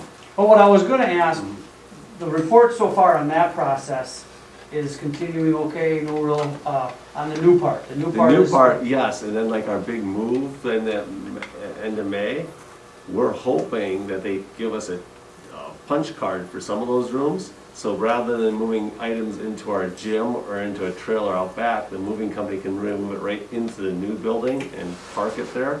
So they're close on some of the rooms having them done right now. Awesome. Like 4K in kindergarten, that wing is almost done. So that would, and unfortunately, that doesn't help us the most because 4K in kindergarten is in the 1998 portion of the building. that doesn't So help. that's not helping us, but first grade would help us. And yeah, so there's gonna be some parts and we hope sooner than later. So they're gonna let you occupy parts of the building before? Not occupy, store our materials in there. There's a difference between materials and occupancy. Yeah, so they may let us move some of our materials right in there. It might sit in the center of a room, but that's, at least it's over there. Because otherwise, the 1965 gym is gonna become a closet this summer. And I'm sorry, one more follow-up. Yeah. What's the story on furniture? When we first started this, they were worried about that, but our furniture delivery dates, all the new furniture, no concerns there, everything's reasonable at this point? Everything's scheduled to be delivered in July. Unfortunately, some of it has already showed up, and that's really That's the irritating. downside. Because we have like, I'd say 6 pallets worth of furnishings that have already received here. They send them in April rather than July like they're supposed to, so we're housing them already, so we're at capacity in our sheds already. Yeah, we had boxes today, 6 boxes sitting there, and I called out to Jeremy at the construction site and said, hey, you got some boxes here? He said, I don't have any boxes here, and turns out it's for our the equipment for our new industrial arts wing that was supposed to be delivered in August, and it came now. You know. You know, like, when push comes to shove, if they have delivery dates, you know, we could charge them for storage. That's what I see in my business. We can't just ship stuff to somewhere because if the customer's not ready to receive it, someone's paying for storage, and, you know, if we need to get A pod or something. somewhere We're to not at store that it. point yet, Not but. but I'm just, But yeah, and then the other thing with the summertime then, since we're using the 65 gym as a closet, the 91 gym will be available for all our sports teams and activities like that. They may have some access to the weight room as they wiggle through, so the gym space, but they may be parking over at the church parking lot and walking across to get there. And then there are gonna be days when they just plain have no access and it's gonna get canceled. Music band is gonna have summer lessons as always, but again, same thing, it'll be on site here, but it may not be on certain dates when, and we'll be in service on April 28th, they're gonna cut off the power to the 91 wing for 3 to 5 hours that day while they're cutting the building to get it ready for demolishing. So, because the water, not the heat, electrical come from the 1924 section, it has its own heating source. So, yeah, it's pretty complicated, but we have like I think we should take a picture of you before and after, and then we can see how much greater you have. But here's the tentative schedule for this 8 weeks of the summer with each of the groups that has to do what they have to do. And this is not finalized by no means, because when you get the 20 guys in a room together, then abatement guy says, well, you can't turn the water off because I need it for abatement. You know, and they go back and forth, and they say, okay, should we put temporary lighting in this hallway or not? It's just a mess, so. Jerry, you should have seen what time I got an email from Mr. Licky this past week. He had something on his mind. Carl? Yeah. It was like 2 in the morning. Those disputes are handled by the general? What? Those disputes are handled by the general contractor? Oh yeah, Myron's in on it. Myron takes the lead on all of this, and but they need to have all the players in the room to everyone talk about all this. I mean, it was, yeah, it's something. And then they ask you a question, you're like, I never once thought about whatever it is, you know. Steven's gotta move copiers and smart boards and what else you got? Oh, the data closet you have to move. Yep. So everybody's doing something, yeah. Okay, well, but it's real, it's coming. Oh, it's coming, it's good. And So- like, the new building is in good shape, so, yeah, the new building's So do good. you have anything timely to report legislatively? Just to emphasize the importance of communicating with the Joint Finance Committee about our financial needs for the biennial budget that is being considered now. I did mention that I will be submitting testimony, but the more people that do, the better. The Rural Schools Alliance, which we are a member of, is submitting testimony. They're particularly supporting broadband, and this is an important thing, of course, for the governor, so anything we can do to support that would certainly be helpful in the process. And just to mention that the Rural Schools Group is planning to host the National Rural Schools Convention in Green Bay on October 2022. So that's an exciting opportunity for our state. Okay. We'll move to old business, and can I have a motion to approve the second reading of that group of policies that we looked at last time? So, Second? Questions or discussion? Hearing none, all in favor say aye. Aye. Opposed, motion carried. The Families First Coronavirus Response Act, employee sick days extension. What that- Oh, go ahead, Carl. What that is, well, back when when the CARES Act came out, we had to provide 10 additional sick days to everybody related to either being out for a member for sick days for coronavirus, being out for member, testing, quarantine, whatever. We extended, you as a board, extended that till the end of this, till June 30. The new one, there's new, this Family First Coronavirus Response Act, the new one that came out, starting in April 1st, a business is not forced to, does not have to, can provide an additional 10 days to go from April through September. With the ones that we had before, we got a tax break as far as Social Security tax. This new one, being that we are a government entity, we do not get that. Mr. Lukey and I discussed it. We don't believe that we should make it available, as it's not really, we have very, very, very few people even using them now. And June 30th, we're already covered till June 30th, so Right. it's only a 60-day extension to go to September 30th. Right. I guess 90, July, August, September. And all of our folks have had the opportunity to have the vaccine by now. So I don't see a reason to extend it to past June 30th. Unless if somebody has a differing opinion, say, otherwise we will take no action on that. We don't have to disapprove it, do we? We can just not take If action. you don't take any action, it doesn't change, so it Okay. stays at June 30th. Okay, hearing none, we take no action on that, and then we have the reopening plan of 2021 educational model.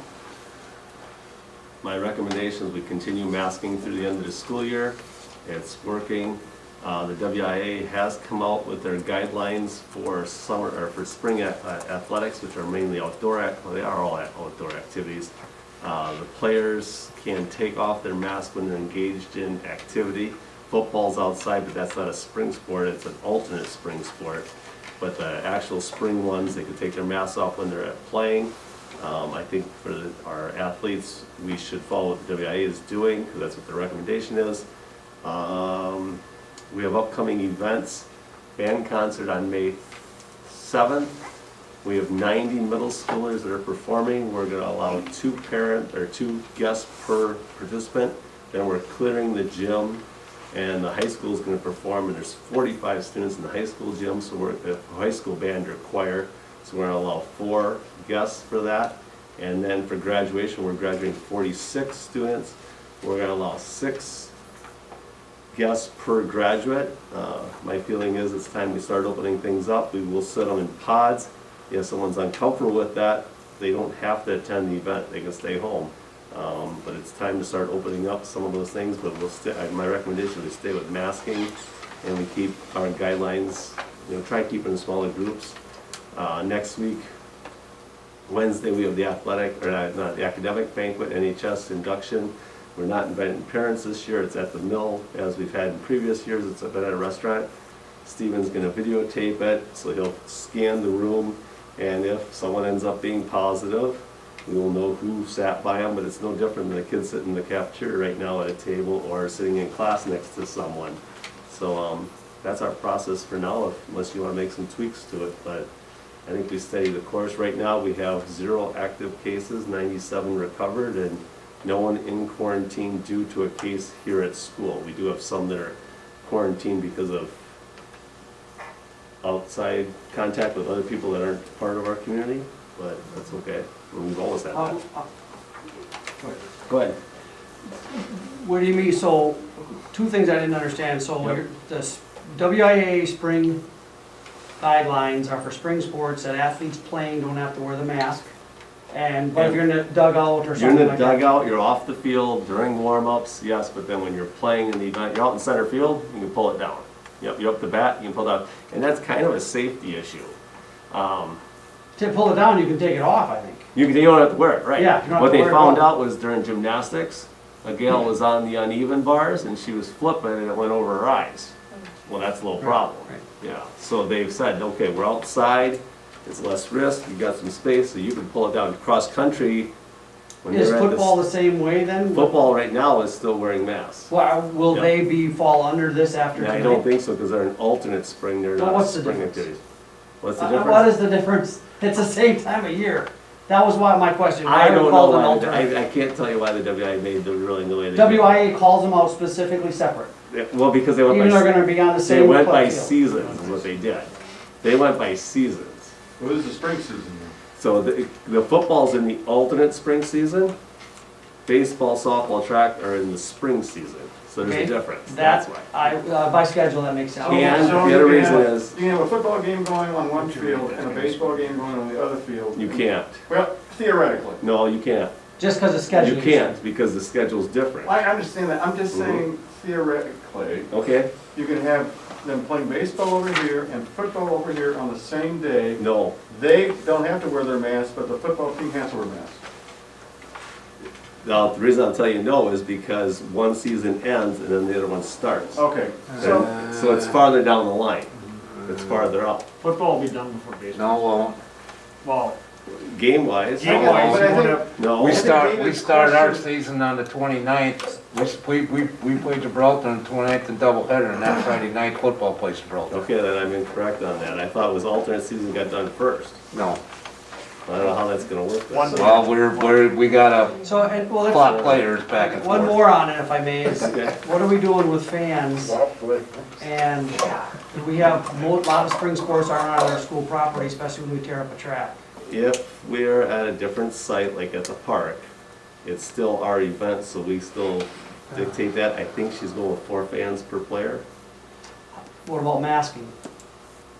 Masking for fans, yes. How do we expect our staff members to police masking when the state does not have a thing, and if the town hall doesn't care? How do our staff members police that? You can have local ordinances. Well, we You can don't. have local, No, you you- can have local. Does the town of Sevastopol require you to wear a mask on that field over there? I understand what Probably- you're saying, but does it Probably not, exist? but when it's our game, we govern it. right, but, okay. How are you gonna tell parents in a public field not to do Well, if that? you don't wanna have masking, then make that. That's kind of what I'm kind of bringing up, because here's, Door County just announced, right, pay attention to the facts, right? We're over 50% vaccinated already. Right, They're shutting down vaccinations. Anyone who wants to get a shot can get a shot now, right? I mean, the younger than 16, then the risk is pretty low, and there's, right? So my point is, when do we start having that discussion? Because your example was where I was going. We got football teams over here wearing a mask because it's on school property. I get school property. But in the same air, you're 500 feet that way, you don't have to wear a mask on the town park. No, I agree but with if we he's go, saying you do. if we go over it, then we're governing it. So that if we're renting the field, then it's ours, and our rules apply. I think, Now, what you're saying is how you're gonna enforce it with parents, the game managers are gonna say, put on your mask or you gotta leave. And if Okay. you wanna make the motion and say fans don't need to wear a mask, go I ahead. mean, my point, I mean, if you're outside, Yeah, I understand that. I can see if you're in a gym, Mhm. that makes sense. If you are outside breathing the outside air, I agree. Okay, make a motion. I can't Okay, even, so I can I'll, take it because then further. there's a discussion, I let's think follow it- the process, okay. right? So I move that for spring sports outside, we'll follow the WIAA for our players, Mhm. and fans wouldn't have to mask. Okay, are you, required by us. in that motion, are you limiting how many fans can come to a game? Well, How do we police that, like at town park? Well, they'd have someone at the door like to do for volleyball or a Someone- your name's on If you it. come to that county game in the Analyst. summertime, don't you come and check in at the table when you get there? But your name's on a list and then they check you off. Or we give you number of tickets per player. Okay. Does WIAA address fan mask wearing? I don't know what they did for the spring. Well, I don't have much respect for WIA's guidelines to begin with. In wrestling, they didn't allow them to shake hands to begin the match. But here they are crawling all over each other in their sweats. I think it was highly unhealthy for people to have to wear masks while playing basketball. The amount of oxygen you're pulling in now is much less. And I'm sorry, if you remember back in your biology days, where does bacteria grow best? In a dark, moist, warm thing. These are dark, moist, and warm. And so these kids are perspiring into these things. I can't imagine what they're taking into down in their lungs and stuff during that period of time. And I just don't think it's healthy when kids are playing football now into May when it's going to be 70 degrees or, late April, 60, 70 degrees, wearing masks, which first of all decreases, at time they need more oxygen than ever, and we're telling them, we want you to wear something to interfere with your respiratory system. Totally illogical. well, I'll tell you, three football players, my son is one of them, out of Cleveland, all got respiratory infections because of wearing masks in Yes. practice. And Right. that's one of the reasons they shut down football, not other things too. But you're right. And the other thing, it's a discussion, right? Yeah, that's fine. Because I'm leading up to that, but it goes back to vaccinations are coming through. We're at 50%. The article just came out, right? We're at 50%. They're encouraging people to get us to 80. That would be herd immunity. They're shutting down the shot location because they can't fill the appointments now. So that's a good thing. And it's 16 and older. So I don't think it's hard to call and get a shot right now. So people who want a shot have had the opportunity to get a shot. I think also people after a year plus, everyone individually is understanding their own personal risk. My parents will make different decisions, my mother-in-law will make different decisions, and my wife and I might, because they have different risks than I do. And I think that I trust our community to do that. So that's where I'm wondering, how do we open this up? I think the school has navigated this very well, but for spring sports that are outside specifically, you're outside in the air. So I would add that I don't think we need to limit the fans for spring sports outside. Now that's so football stays under our same thing, but I mean, if something drastically changes and we spike back up, well, I'm sorry, but inconsistency is what this last year has been. But more people I talk to in the community, I'm sorry, more and more people are feeling comfortable. It's time to move past the mask.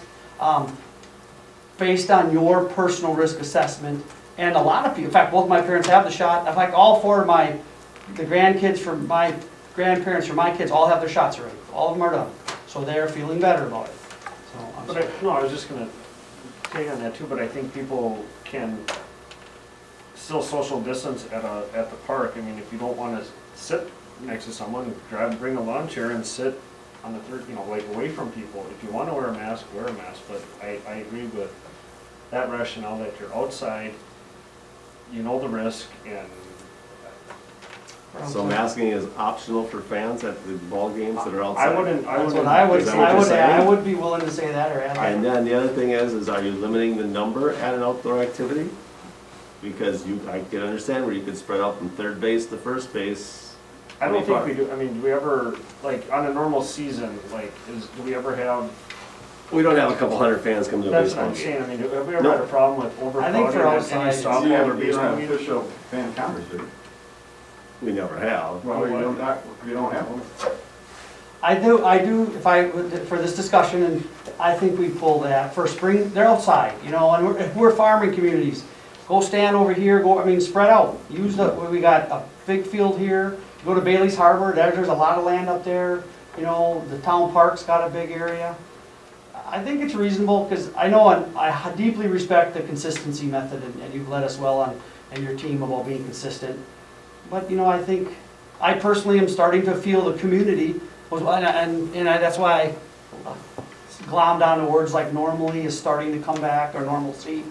So maybe for spring, I'd be willing to offer that up we can do that. Well, and that's how I feel with like the band concerts, when you say 2 per middle schooler, because there's twice as many as the high school, 4 for the high school and 6 at graduation. If people know the parameters and they're inside the gym, they don't feel like it's comfortable, then it's not for you, right? And I The definitely outside is think different. for Now, the other caveat you gotta think about, when you think about outdoor activities, we have 5 classes that go outside and recess outside. I feel those should keep the masking on, because that's not voluntary activities for everybody. You're required to go to your 5 class. You're required to go out for recess if you're a student. So that is different than an extracurricular. I kind of believe in school, we've come this far, let's finish out the year through May 20th the same. I agree with your logic there. Okay, so now, what is the motion, David? I pretty much have a Can I just written. ask a question? What happens if you violate WIAA rules? Do they come and take your football away? So here's, I'm gonna There's jump in. not much. No, Because so we played here- the other night, St. Mary's, well, I shouldn't name the other team, but they didn't do a great job of masking, was what I was told, right? No, the No, other what do team, you do? They're playing like this. So Yeah. the concern, I think the way I okay, do it, just from the safety of our football students. I think they are in the worst case scenario wearing masks playing football. If you want to have them wear a mask on the sidelines, fine. But when they're out there exerting all this physical stuff, I don't think they should have to wear a mask. I think that's totally counterindicated. And if you don't agree with me, and ask Dr. Amy, who started us off down the COVID road last year, and ask her opinion with regards to kids wearing masks during playing the game, not standing on the sidelines, playing the game. well, I'm gonna jump on that, because this, I'll try not to be too passionate, sorry. This WIA thing. This school, I'm proud of this school. Our players, they all wear their mask. They all wear them right. All the coaches, our AD, and our guy. It's over their nose, every event, every quarter, every minute. Our kids are doing it right, right? Per WIA guidance. The teams we play, and I'm going and watching, they're not. So. They don't. They don't, and there's no penalty, and we've had coaches actually say fairness and equity, so our kids are struggling through a mask and breathing because they're doing what we expect them to do, and the other teams don't. The other coaches don't care, they go to the referees, and the referees are, I'm not touching that, I'm not doing anything about it. So WIA, all due respect, I agree with you, and our players in football should not be wearing masks when they're playing games. And I think it's time, that's one thing, please tell me how you feel differently, but other schools aren't doing it. So our kids are at a disadvantage by following the rules and nobody else is being enforced. Watch the videos. You can go watch every game out there, it's ridiculous. And that, we've had coaches, admin team, AD, talking to the other teams and they don't care. So now it's a fairness thing. With or without a mask, I support what we've done, but it just isn't fair to our kids. And that's why I don't think it's right, because of that. I followed this for a year, but now if you look at the numbers and the death rates and all this stuff, it doesn't make sense anymore, especially for spring, and I still think football should be done too. I'm not, this has nothing to do Sorry. with health-wise, this has nothing to do with health-wise, but my grandsons played basketball, they played football, and they did not complain about wearing the mask. Well, health-wise, I don't know, but they did not complain about wearing the mask, they were just happy to be playing the game. I understand. But the purpose of the mask is to prevent airflow, right? Well, in high-intensity sports, your body requires oxygen. So why are we telling them we want to reduce the amount of oxygen going to your body? So, let's get a. Let's go back to Carl. Yeah, Carl, where we Carl, at? what do you got? All right, I have a motion by Mr. Kakmaransky that spring sports outside fans are not required to wear masks and also there is no fan attendance limitations. Still need a second on that, No second on that yet. I'd second that. okay? I'd like to make an amendment that administration contacts Dr. Amy to see the efficacy of wearing a mask during the playing of football. I can contact Dr. They Fogarty wouldn't have tomorrow. any data on that yet. Are we, Huh? They wouldn't have any accurate data on that. Sure they do. You read about it all What the are they, time. what they're sampling, what are they sampling, who are they sampling? You're sampling just normal, common physiology that we have known Yeah, since the you're beginning of. You're making an implication. No, we're Yeah, you are. not. This is supposed to reduce the amount of air. Okay, if you Well, reduce. if I may inject to this, regarding medical data, right? So Amy, Dr. Fogarty was willing to come and brief us Right. and give us the best information that community had. Every week and every month, new information has come out in the last year. You've all probably paid attention to it on the news or wherever you get your information from. I think all you're asking, sir, is let's get a refresher on this. We shouldn't have Yeah, come here. if she could support that. I heard what you told me to do, so I got my direction. If that's They part of the got a second motion, approval. it's gotta be a friendly, the friendly amendment's gotta be accepted. Does it need to be on? I accept that, yes. I just had a question on that. Are we talking just spring sports or football included? when we're- Football is the only sport that's still going from the alternate season, correct? The swimming and volleyball are now done. Right, but So I it's mean, just are we gonna exclude, because it's outside, like, are we? Can just we talking amend it spring and add sports like football? Or baseball, Football's would get on softball? outdoor sports is what I'm hearing, Okay. according to the friendly amendment. Okay. You support that? Yes, I So absolutely you're support saying that. spring sports including. Including football, it's the Carl, only when one you're that's still ready, would you going. read the motion back?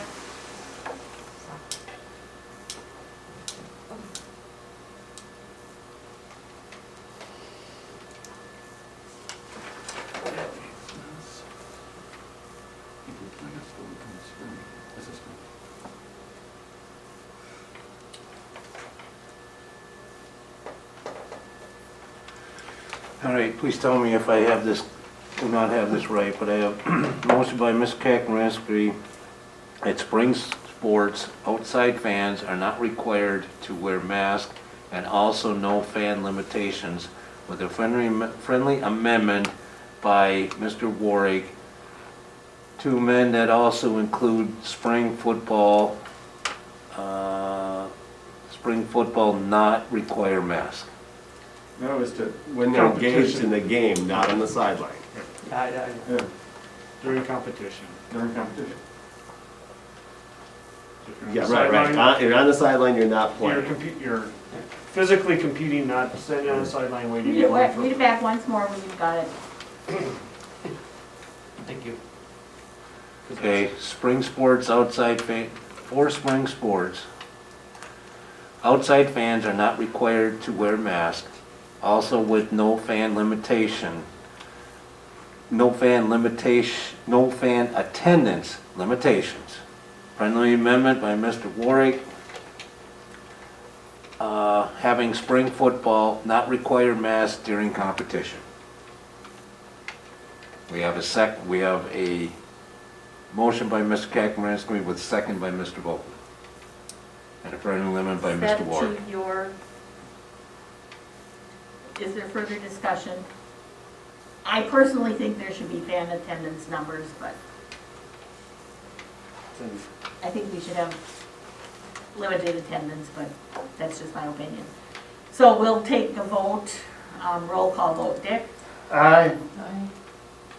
Nate? Aye. Aye. Aye. Motion approved. Whew. Anything else on the educational model?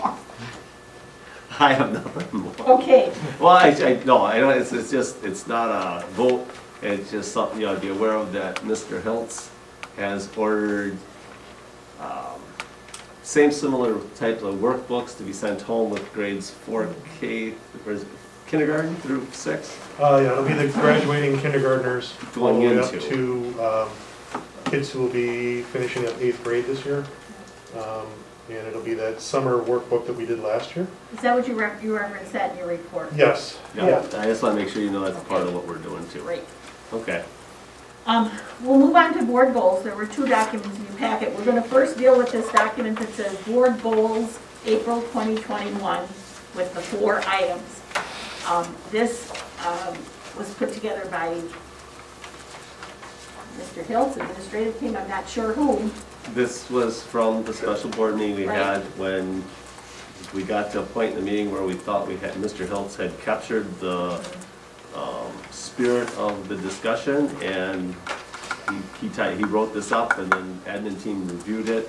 We believe it captured what that meeting was about, but it's your goal.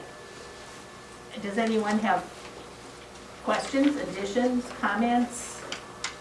Does it capture our discussion, and would someone like to make a motion to approve Just- this as our board goals for 20? For discussion, 1 through 4 are the goals, right? The paragraph is just an. Correct, Okay, yeah. so, yeah, it's good. That's exactly right. And the other document I found in my past notes when I was working on this, and I thought, well, I'll at least give a And reference I'm to just where gonna we were. speak on that Hey, for we a met some of second. those goals, by the way.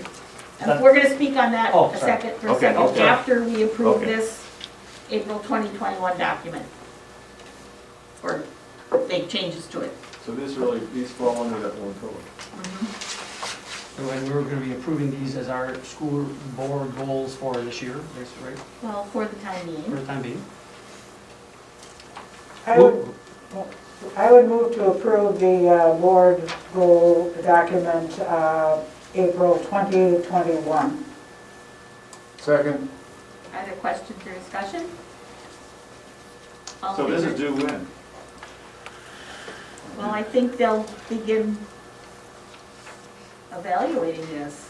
I know but, okay, so when, we need to set, in order to close the loop, we need to set dates when, number one, the gaps are identified, reported to us. Number two, the gaps not, are identified. To set a priority sequence as needed. And then they give us the plans, like, to meet ones and twos, so that is another date that follows. And then 4 is develop, then the last thing is they're gonna develop a plan, so that'd be or else if you don't set specific dates that then appear back on your agenda for reports, it's gonna be November and we're still talking about 1 and 2. Right, One so, option would be is Can approve you- the goals with a date to come back. Now, because we talked, and I think that I recall before, some of this is ongoing, staff is kind of doing this already, but we wanted to get recognition and focus on it. So, I'm not saying we set the dates, but. that's what I'm saying, so for tonight, maybe we pick a meeting, maybe not the next meeting, I don't know, and then we get a update. So, and maybe we just go regular updates. Yeah, I agree with you, we need dates. I think what I would suggest, is that we say to them, we agree with these goals, okay, come back to us in the next meeting, put dates behind all of these, when these will be accomplished. And then we'll put the agenda, when the agenda's put together, so the first one is July 1st for the July board meeting. This is gonna be on the reports and those things. Does that make sense to you guys? Or is this gonna be hanging out there forever? can we come to the June meeting with it? You can do it, I don't care. Well, That's guys, for just you guys talking- to work on. Well, because the May board meeting is, No, it's not for us to put the dates, it's for you to put the dates. You put the dates. we will report back in June. But just tell us, okay, you just Because- tell us, you tell us in May, you give us this with the dates behind them in May. And then so if it's June, huh? July or whatever, you- Okay, that's well, I'm right. just telling you, because next board meeting is May 20th, the last day of school is the 21st. Yeah. Graduation is the 16th and 17th, That's a lot, so yeah. we're gonna be swinging here Yep. quite a bit in May. Jerry, I think what he's kind of saying is, would it be all right if their first report back to us is June? I don't care. Yeah, I okay, don't yeah. care. I don't I'm think just Jerry's saying we have. I'm just saying, Yeah. in the March, May board meeting, we'll see this with dates behind them. No, No, I'm they don't asking- feel they can. I'm do it. asking, can we give that first dates in June? Oh, Give us whatever, till if that's June. what you wanna do, that's fine, just so we don't. We wanna get And they through, gotta we move wanna out, get through May teachers gotta with the pack their kids. rooms, it's. That's all right. We need to get through May with the kids, got and nothing then we going can on go next after month. this little, the higher. Yeah. Or And maybe then- you can give us all this information in next week. And then number 4, I believe that's what Officer Hilsefek was kind of referring to during his part here. Yeah. And you may Right. not do that till Well, September. no, he's gonna do it summertime, but, we talked after the tornado drill today, how we're gonna meet with the fire chief and the group over summertime, but yeah, we'll get there. So I'm just saying, I don't think we need an motion, but it's recognize you're gonna be coming back to us in June with dates. Yes. That's all. Then we don't lose it. Was there a motion to accept this document, Carl? Yes. Yes, we have a motion by Mrs. Say with a second by Mr. Worry to approve the April 2021 board goals as presented. Questions or discussion? All in favor, say aye. Aye. Opposed, motion carried. The second document, the 2018 goals, we're not gonna talk about that tonight, but I think every meeting, unless our meetings get too long, we're gonna spend 10 minutes talking about goals. We're gonna tick off this list, what we've done, because there's some good stuff here, and some of it's been accomplished. We'll be getting updates on this April 2021 goal, and maybe looking forward at some other things.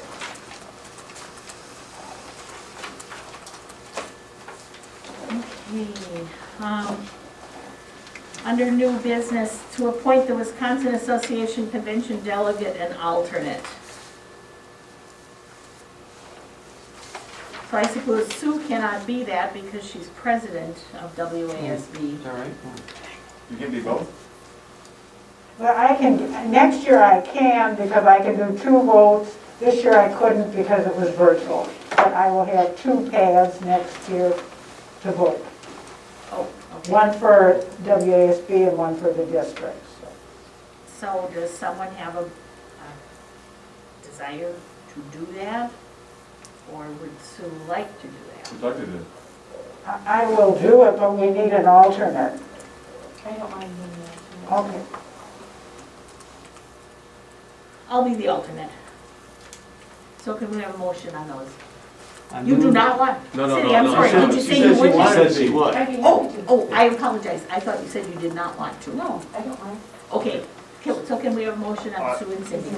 I make a motion to appoint I Sue thought that was out of room. as the WESB convention delegate and Cindy Zeller yours as the alternate. Second?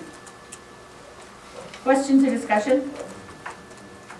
All in favor, say aye. Aye. Opposed, motion carried. Appoint the CISA 7 Board Convention Delegate, Board and, yeah. Board and Convention Delegate, which has been Sue today. I will be there. All right. So She is allowed to do what I asked make Cisa, and motion she's that allowed to Sue do be it. Is our CISA 7 board. Are you okay if we do that? Yes. Yes, There's I Second move to to that. appoint Sue I to... just did it. Oh, Yeah, so you second. did. Oh, I was talking to her, sorry. Second. Questions or discussion? All in favor, say aye. Aye. Opposed, motion carried. I will send out for next meeting the committees that people sit on, so if you want to change something, let me know, otherwise we'll go through those next time.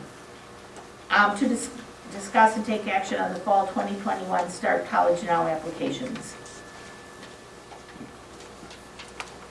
You have the list of students listed by letter, so you can identify, and it tells you the courses they're taking, how many credits they're worth, and then the cost to the district. So what does it start college now? What does that mean? You take the classes in high school and you get college credit, start college now, when you're a senior in high school. That's different than what NWTC does?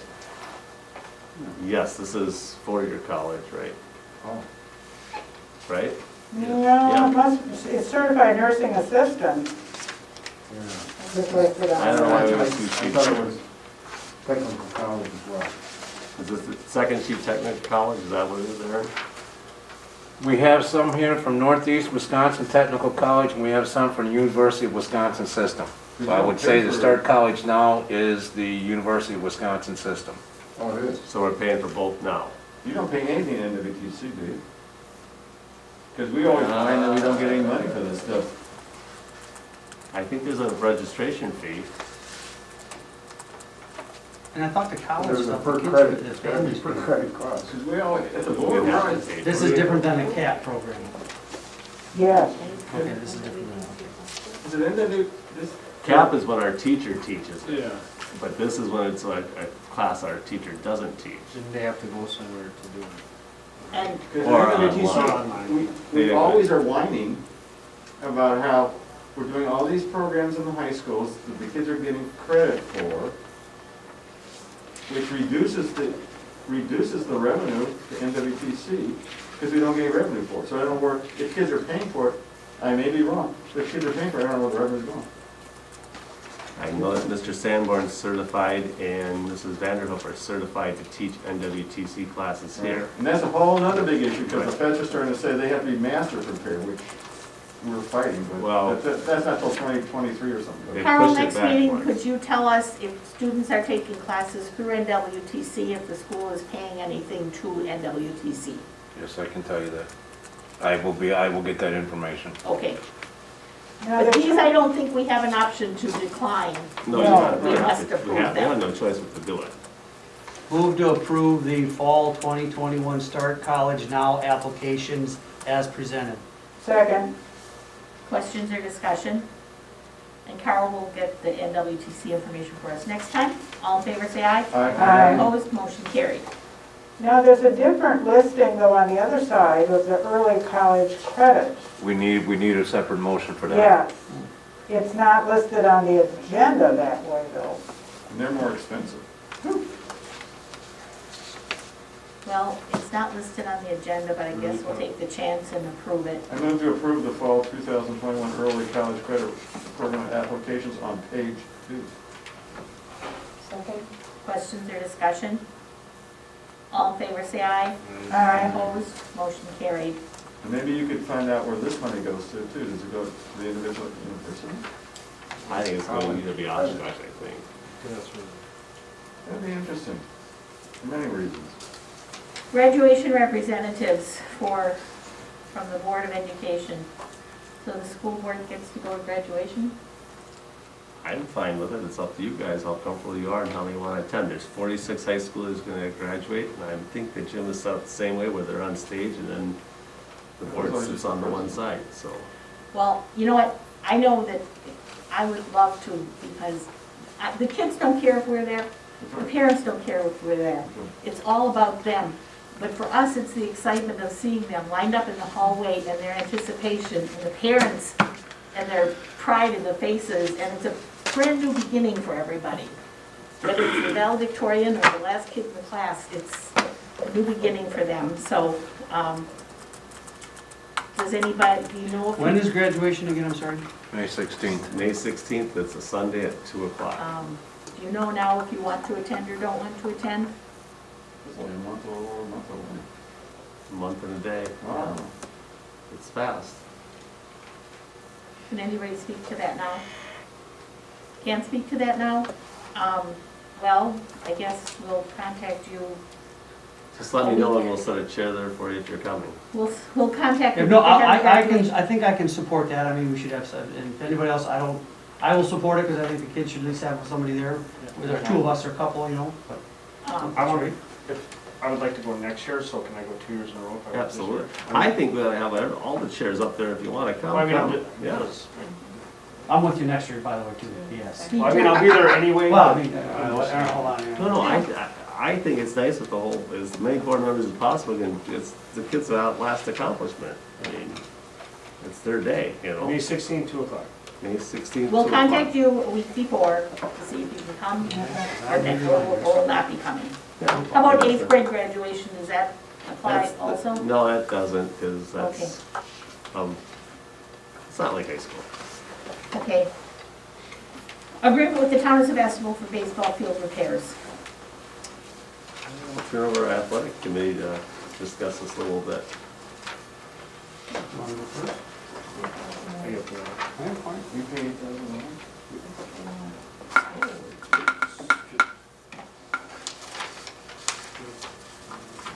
It's the, Yes.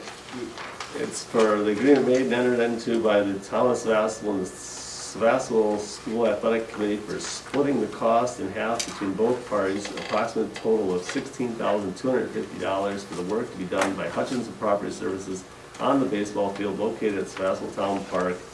The work has been completed in the fall of '21 to correct the drainage issue of the baseball field.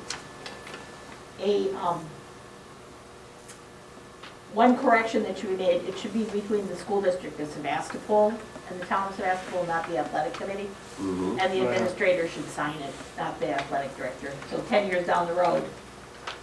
So, I think from the town side, they, step one was the work committee, so that would be the athletic committee. I think there'll be a follow-on piece of paper, that'll be the town of Sevastopol, because that's actually, does that say town, or does that say the park, or the?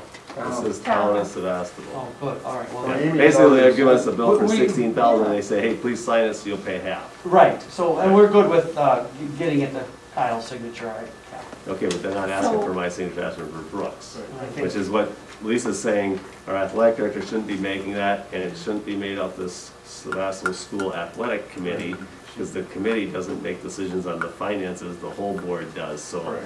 we'll get those two items corrected. I'm agreeing, what I'm saying is what Right. Mark Haynes said over there is, he needed something Well, they don't signed know. for his committee to go up. Right, So right. our correction here, I'm agreeing with you, I'm just They telling you, don't know. there was some discussion in why it's written that way, it doesn't make it So- right, but that's what we were talking But about. And question, when this field is repaired by Nick Hutchinson and in good shape, how is it going to be maintained? Who's going to be maintaining it?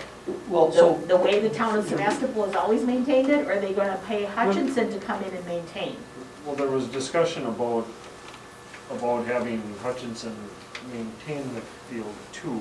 well, so a previous agreement we brought in was that we will work together, and we are working a 5-year plan, okay?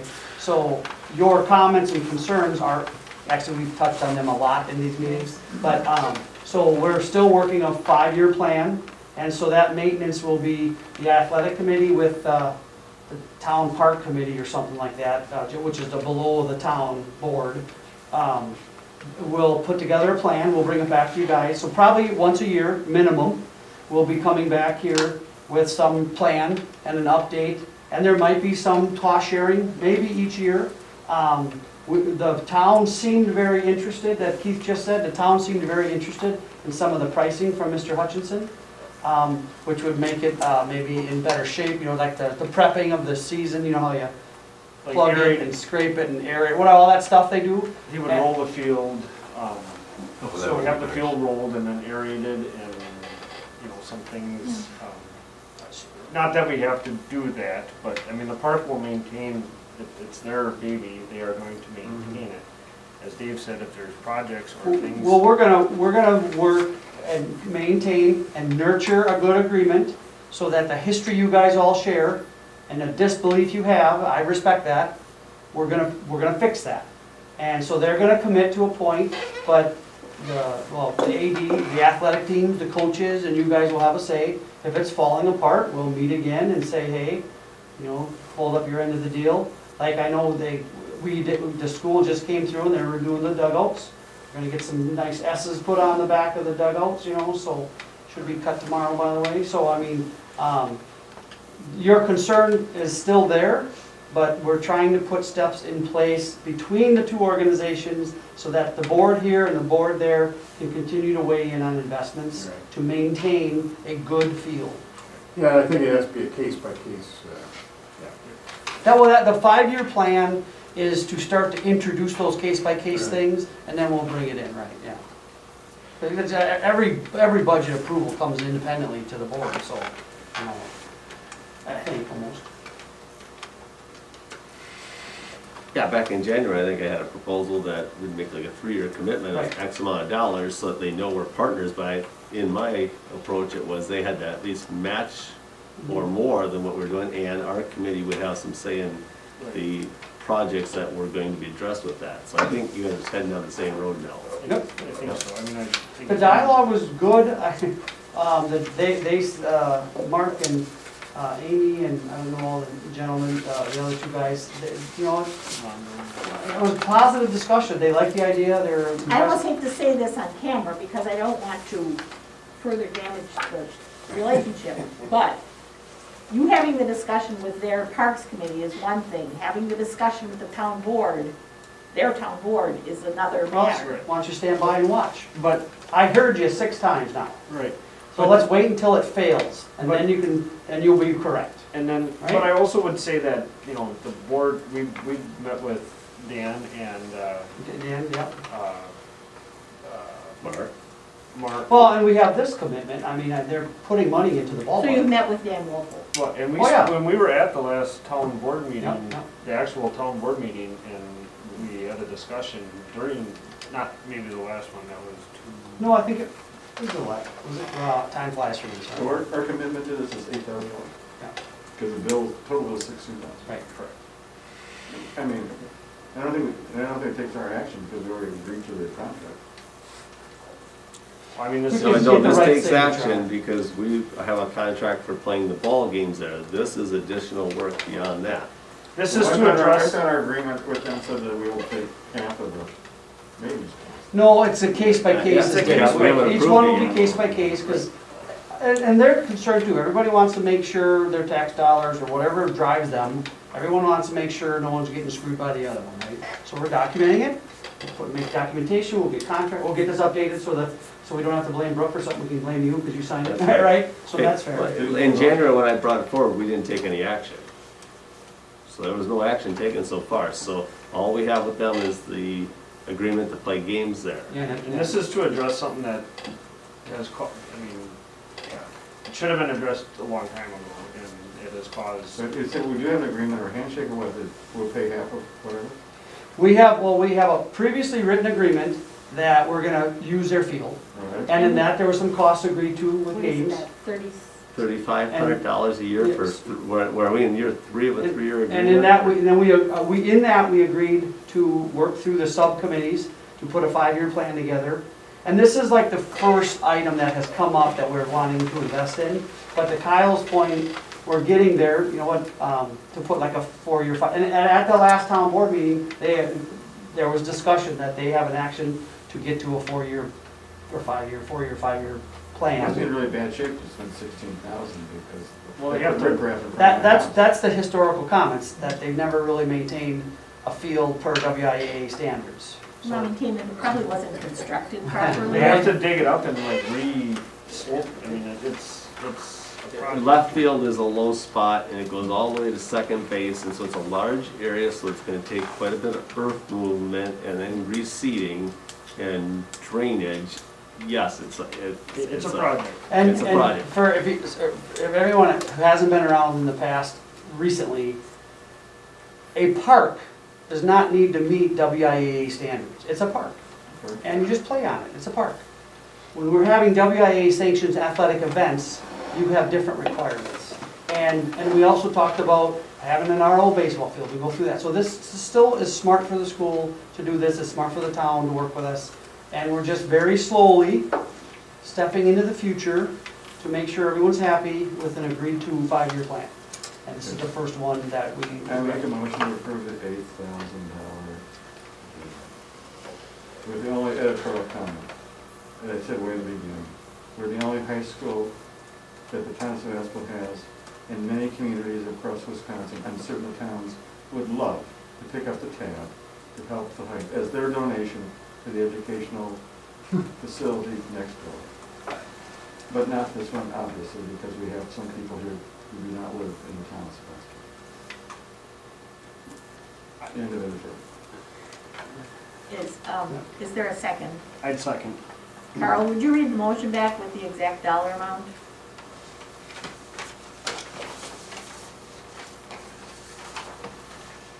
Motion by Mr. Warwick with a second by Mr. Wilkman to approve proposal from Town of Sevastopol to split cost of work to be completed on baseball field not to exceed $8,125. Questions or discussion? I just have one question. So so I'm clear in my head.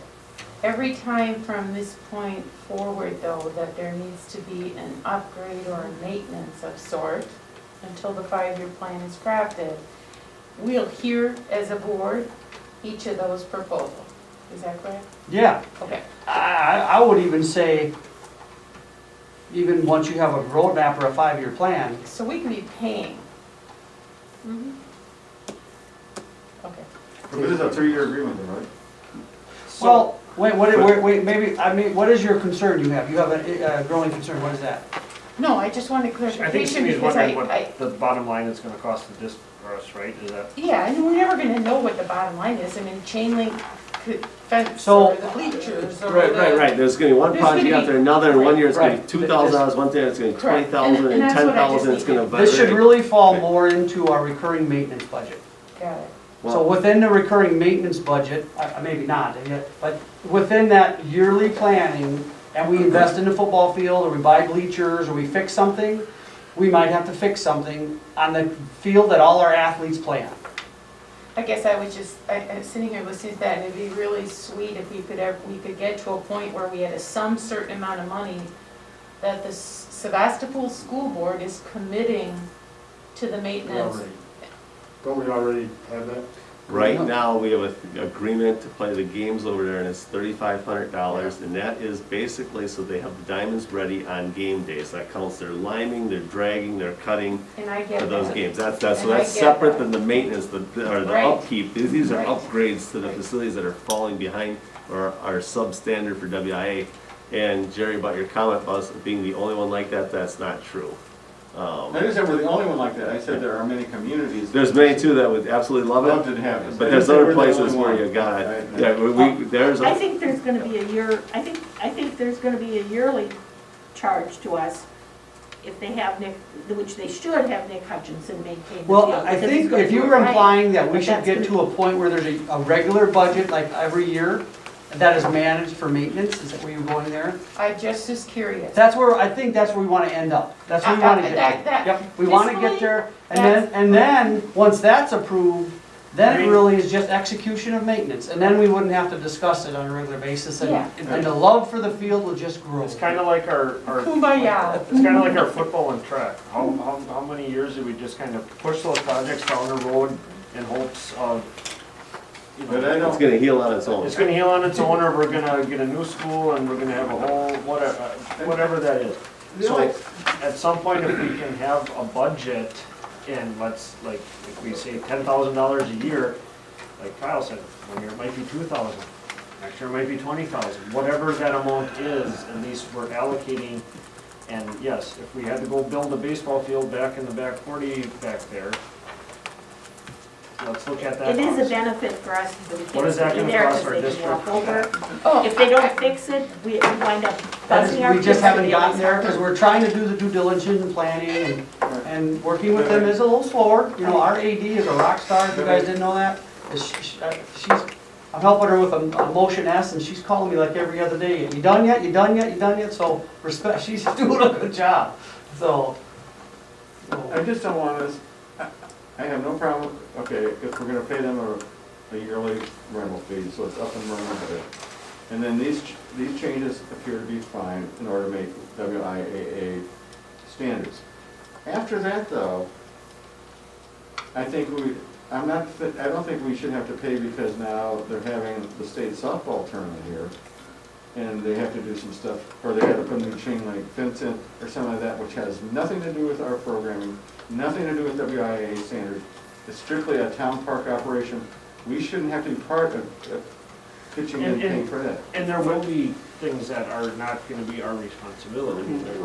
For example, a while back, I can't remember when, we were approached about would we put in money towards their pickleball courts because our 5 class goes over and use it? And we said no, because we teach pickleball inside our gym. It's not a benefit for our school, so we said no.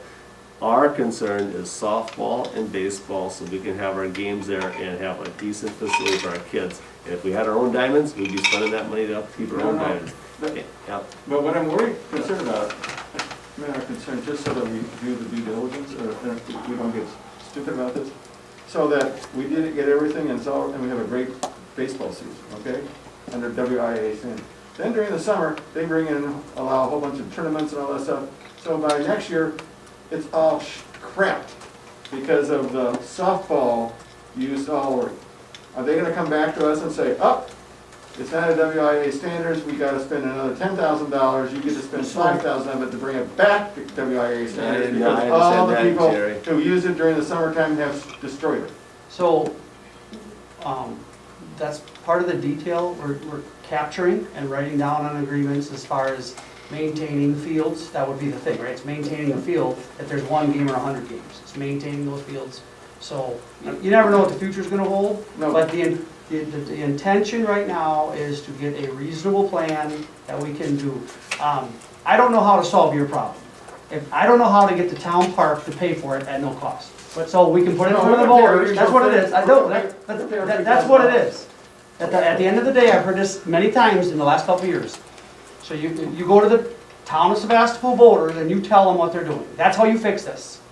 But what we're doing is we're doing what's best for our kids and our facilities. And we need baseball and softball fields. I understand And that. we've looked at that 40 acres down there and we are saving a crap load of tax dollars for our investors and our taxpayers by using that field.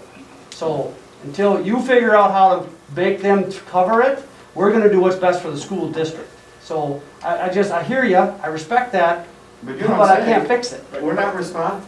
Okay, we'll cross that bridge when we come to But it. Jerry, I also think on another level, you know, Main Street Club use that field, I mean, they are invested, that's their, I mean, Who? I don't, the A Cubs. baseball field. Baseball field, I'm saying, Adult over the men's summer, team, you're so. talking like, you know, if they have a summer league, I think, Or just the Elks, a summer park, cookout, which is here, that they go and play baseball because the baseball field's there. I don't think they're gonna be able to, I think what has been lost is the maintenance of it. I mean, you're not gonna trash a field by using it. I mean, it's stuff that should have been done. I'm not complaining about right now, but you're gonna get to a standard. I think the smart thing would be at the end of the last game of the year, y'all go out and take pictures of the field, the condition is in, and that's what you expect the field to be in when you return Yes. next spring. And if it's worse than that, that's not our bill. Right. That's what I'm saying. I agree, 100%. Well, unless there's a flood, then who do you blame? I'm not talking about that. Well, what are we talking about, you know? Oh, he's talking about, if the I instant get it, I'm Cubs sorry. isn't ripping Yeah, up, that's different. Or Just, if they decide to have, I don't know, rodeo out there in July, right? And rip it up. I'm just Or throwing it the out there. Altitude Saloon decides I have a softball We're team. good, Yep, we're good. we're good. Next You got her. time. Did we, We haven't You've got a voted. motion on the floor. we've Yes. got to vote. So the motion is that we contribute the 8,000, one half up to 8,125 or something like that. All in favor, say aye. Aye. Opposed, motion carried. You know, we spend enough time on this, we could build our own field. Employee handbook We haven't changes spent for enough money, though. 21-22. One-time fund. Okay, changes for the handbook for next year. The first item is hours of work. The union gave me some background on the history of it. They also gave examples from Algoma and Sturgeon Bay. The dilemma is, we increased it when we had snow days a couple years ago. We had like 7 snow days, we had to make up minutes, and so we extended the day. And then going into COVID, we said, well, geez, the teachers, every meeting we had, they said, we need more time, and so we left it. Well, it's time to get back to it, but to get it so it's a 40-hour work week, my recommendation, which I told the school, the staff during in-service day on the, I don't know what day that was, it was in March. I said, well, my recommendation is gonna be 7:30 to 3:45, except for on Fridays, leave at 3:30. And when they added up their time, they thought that was a little bit long. So I worked with the union on Tuesday, and I have in front of you now what I think is pretty decent. I'm happy with it. We ran past the other administration, they're happy with it, and the union's happy with it. And it says work hours for full-time teachers will be 7:40 a.m. until 3:45 p.m. And then on Fridays or the last day of the work week will be 7:40 until 3:20. So that adds up to a 40-hour work week with their duty-free lunch. Teachers may not leave the building until all buses have departed without prior administrative approval. The reason we put that in there is the staff parking lot and the buses will be in the same spot, and I don't want the kids getting on the buses and the teachers walking out to their cars. And you don't have to write rules for 97% of our staff. It's just the 1 or 2 that goof it up for everybody. So unless they got like a dentist appointment or something, then they'd talk to their principal and they'd say, yeah, get going, you know. So this will work for all intents and purposes. It works for administration, it works for running the building, it works for the teachers, and so that's my recommendation for hours of work for teachers for next year. So you want to take these one at a time or just? I would take one? that one, I would take that one separate because it's different than what was in your packet, because when the packet went out on Monday, then the union and us, we went back and forth a couple times. It was actually one of the better union meetings I've had. I would move to approve the teacher work hours as presented on the April 13, 21 document. Second. Questions or discussion? All in favor, say aye. Aye. Opposed, motion carries. Now, item B, when we have a snow day, the staff has the opportunity to not suffer loss in pay for the first time it happens. This year, the first time it happened was a 2-hour event. It was an early out or late start, whatever it was, and it's different for our different employees, because if you're a second shift custodian or a morning cook, it depends where you fall.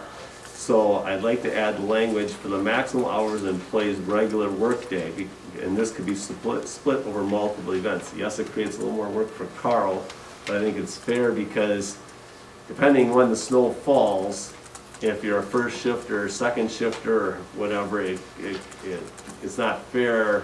Someone gets 2 hours, someone doesn't, someone gets 8, whatever. This is, because if we had an early out, people would leave early, and if you're an aide during the day, you maybe miss 2 hours of work, and it's okay, I get credit for 2 hours. Well, the evening custodians come in for an 8-hour shift, they don't report at all, and they get 8 free hours.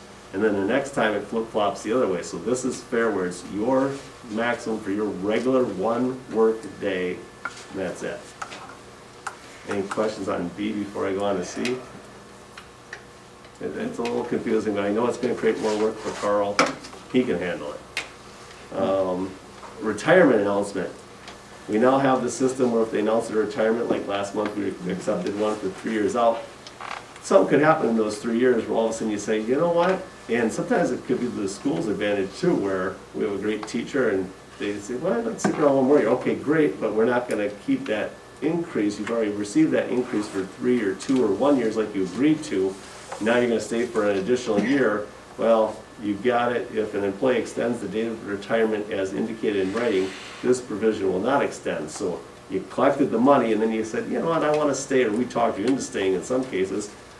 We're not gonna pay you the extra percent on top. So it's actually cheaper probably for the district because that final year of their employment, they should be at their highest salary.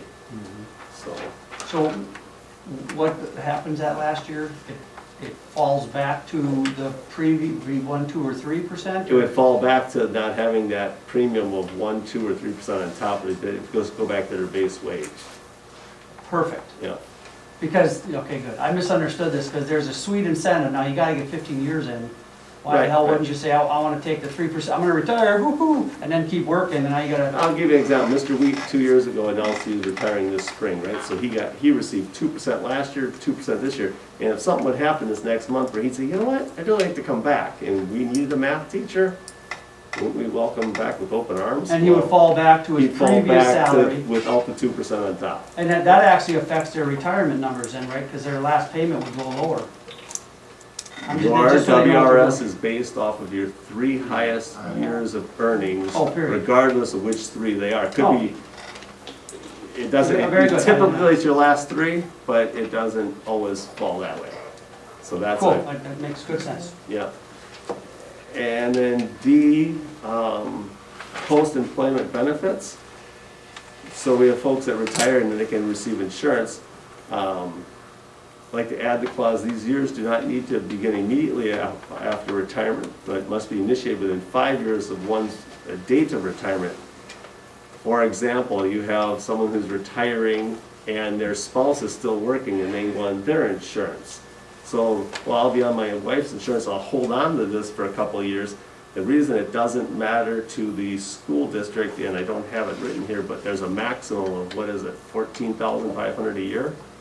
So it doesn't matter to us if they don't initiate it right away because we have A number. a maximum on it. So what's the difference to us if we pay it off right away or if they say, oh, I'm gonna wait, but they have to initiate it within 5 years, they can't wait forever. But if So- maybe they have a spouse that's still, that's younger, that's still working, and they're saying, yeah, I'm gonna go on their insurance and save that for when we're both in retirement and can enjoy So it. insurance premiums go up, but we still cap. We're at 14.5, Okay. yeah, so it doesn't cost us anything more. I'm sure it does. They're 5 years older. They got more health problems. You're gonna pay more health, you're gonna pay more healthcare costs. We're not self-insured.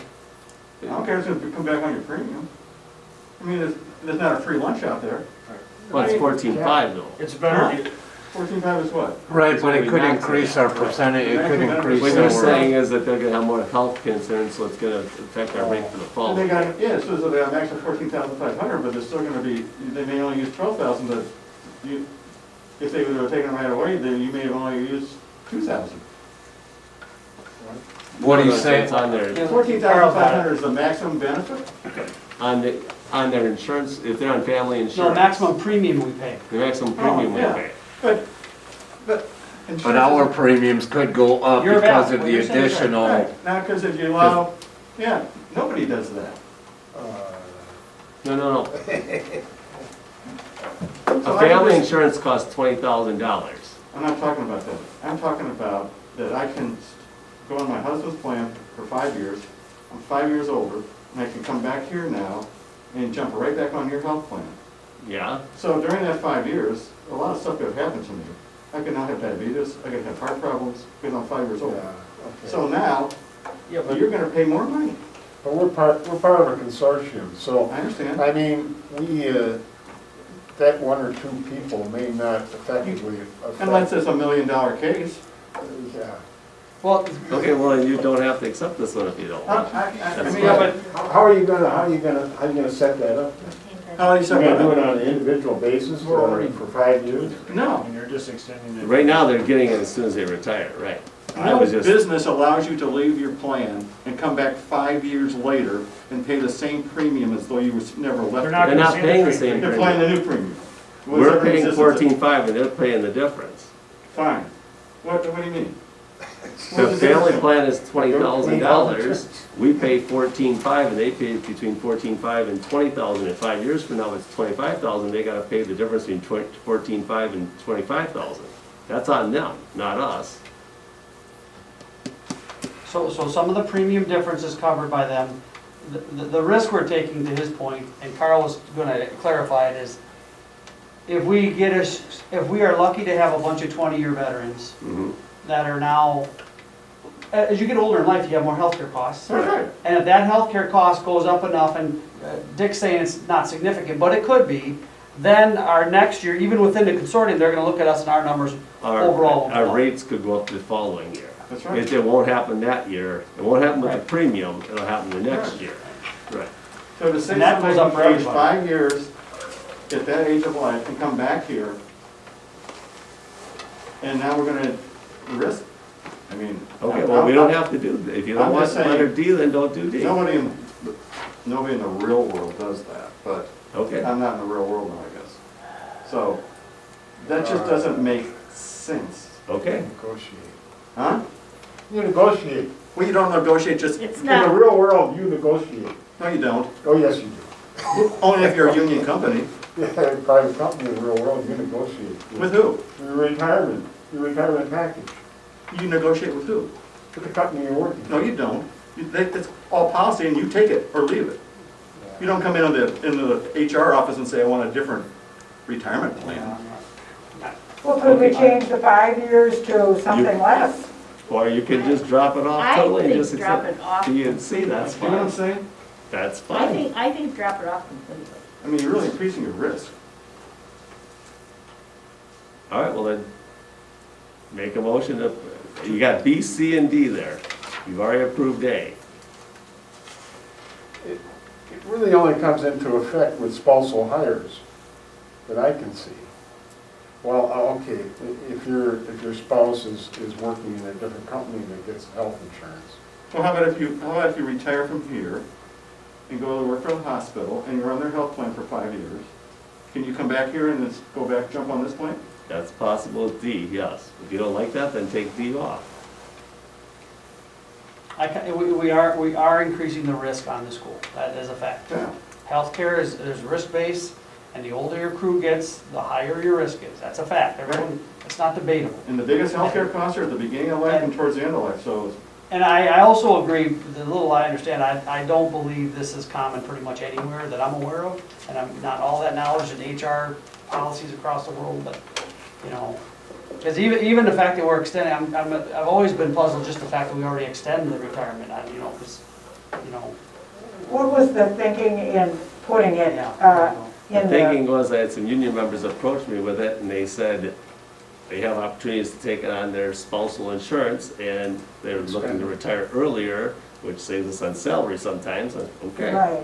Right, I never looked at long-term, what your health would be. I thought, okay, premiums at 14.5, it's not gonna increase for us there. But when you're at retirement age, 5 years, you're right, I mean, And then at some point, you go on Medicare, right? At 65. Right, But if you're on, because you have to be 57 to already do this. And then there's a clause, as soon as you're eligible for Medicare, you're off of this. well, actually. No, what if you're going happens to- So this is supplement at that You can point, buy a right? supplement. Yeah. Actually, there's an issue here, because if you retire, if you're on a health plan with your employer, and then you leave that institution and go on your spouse's plan, that's fine. I don't think Medicare is gonna let you come back here. They'll let you come and do anything, but when you can now go to Medicare, you're gonna pay a fine, because you have disrupted your employee, the whole, I don't know. It gets really tricky, and you pay that fine forever. Who Yeah, pays that's the fine, true. the district or the employee? No, I'm talking about the fines to the individual when they go onto Medicare. For the Medicare, yeah, I agree with that. Yeah, Okay, that's, well, that then really take, gets then take complicated. D off if you don't want it. I don't, personally, I don't feel it's a major, We have A's been approved, you're looking at B, C, and D. I make a motion to approve B and C. Second. Questions or discussion? Do a roll call vote, Sue? Aye. Aye. Aye. Aye. I, Motion carried. what about, Approve the youth apprenticeship services agreement. I just have a question. Where is that put in the post-employment benefit now? The same where it's always been. Same as it's always been, because we didn't do any change to it. Okay.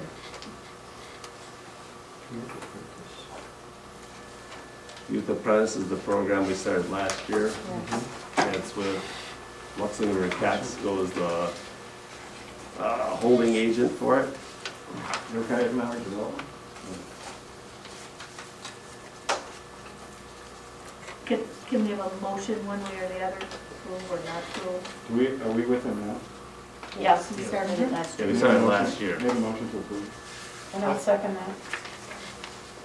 Questions or discussion? All in favor, say aye. Aye. Opposed, motion carried.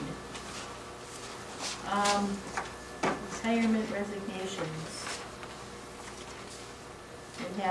We had one Gary- received today. We what? We received one today. We have Gary Riley, who's a bus driver, he got this little memo from Kyle. He's worked with us since 2002, and he's retiring at the end of the school year. For a motion to approve Mr. Riley's retirement, accept Mr. Riley's retirement. I make a motion to approve the retirement resignation of Gary Riley and thank him for his years of service to the district. Second. Questions or discussion? All in favor, say aye. Aye. Opposed, motion carried. I'll take a motion then to convene into executive session. So moved. Second? Roll call vote, Dick? Aye. Cindy? Gary? Aye. Aye. Aye. Aye. Aye. Motion carried at 9:48 PM. And we'll look for a motion on the title teacher. I make a motion to approve Deborah Hurst as the title teacher pending her positive background check. Second. Questions or discussion? All in favor, say aye. Aye. Opposed, motion carried. Are you ready, Cindy? Yeah, I'm good. Okay, then we'll take a motion on the volunteer baseball coach.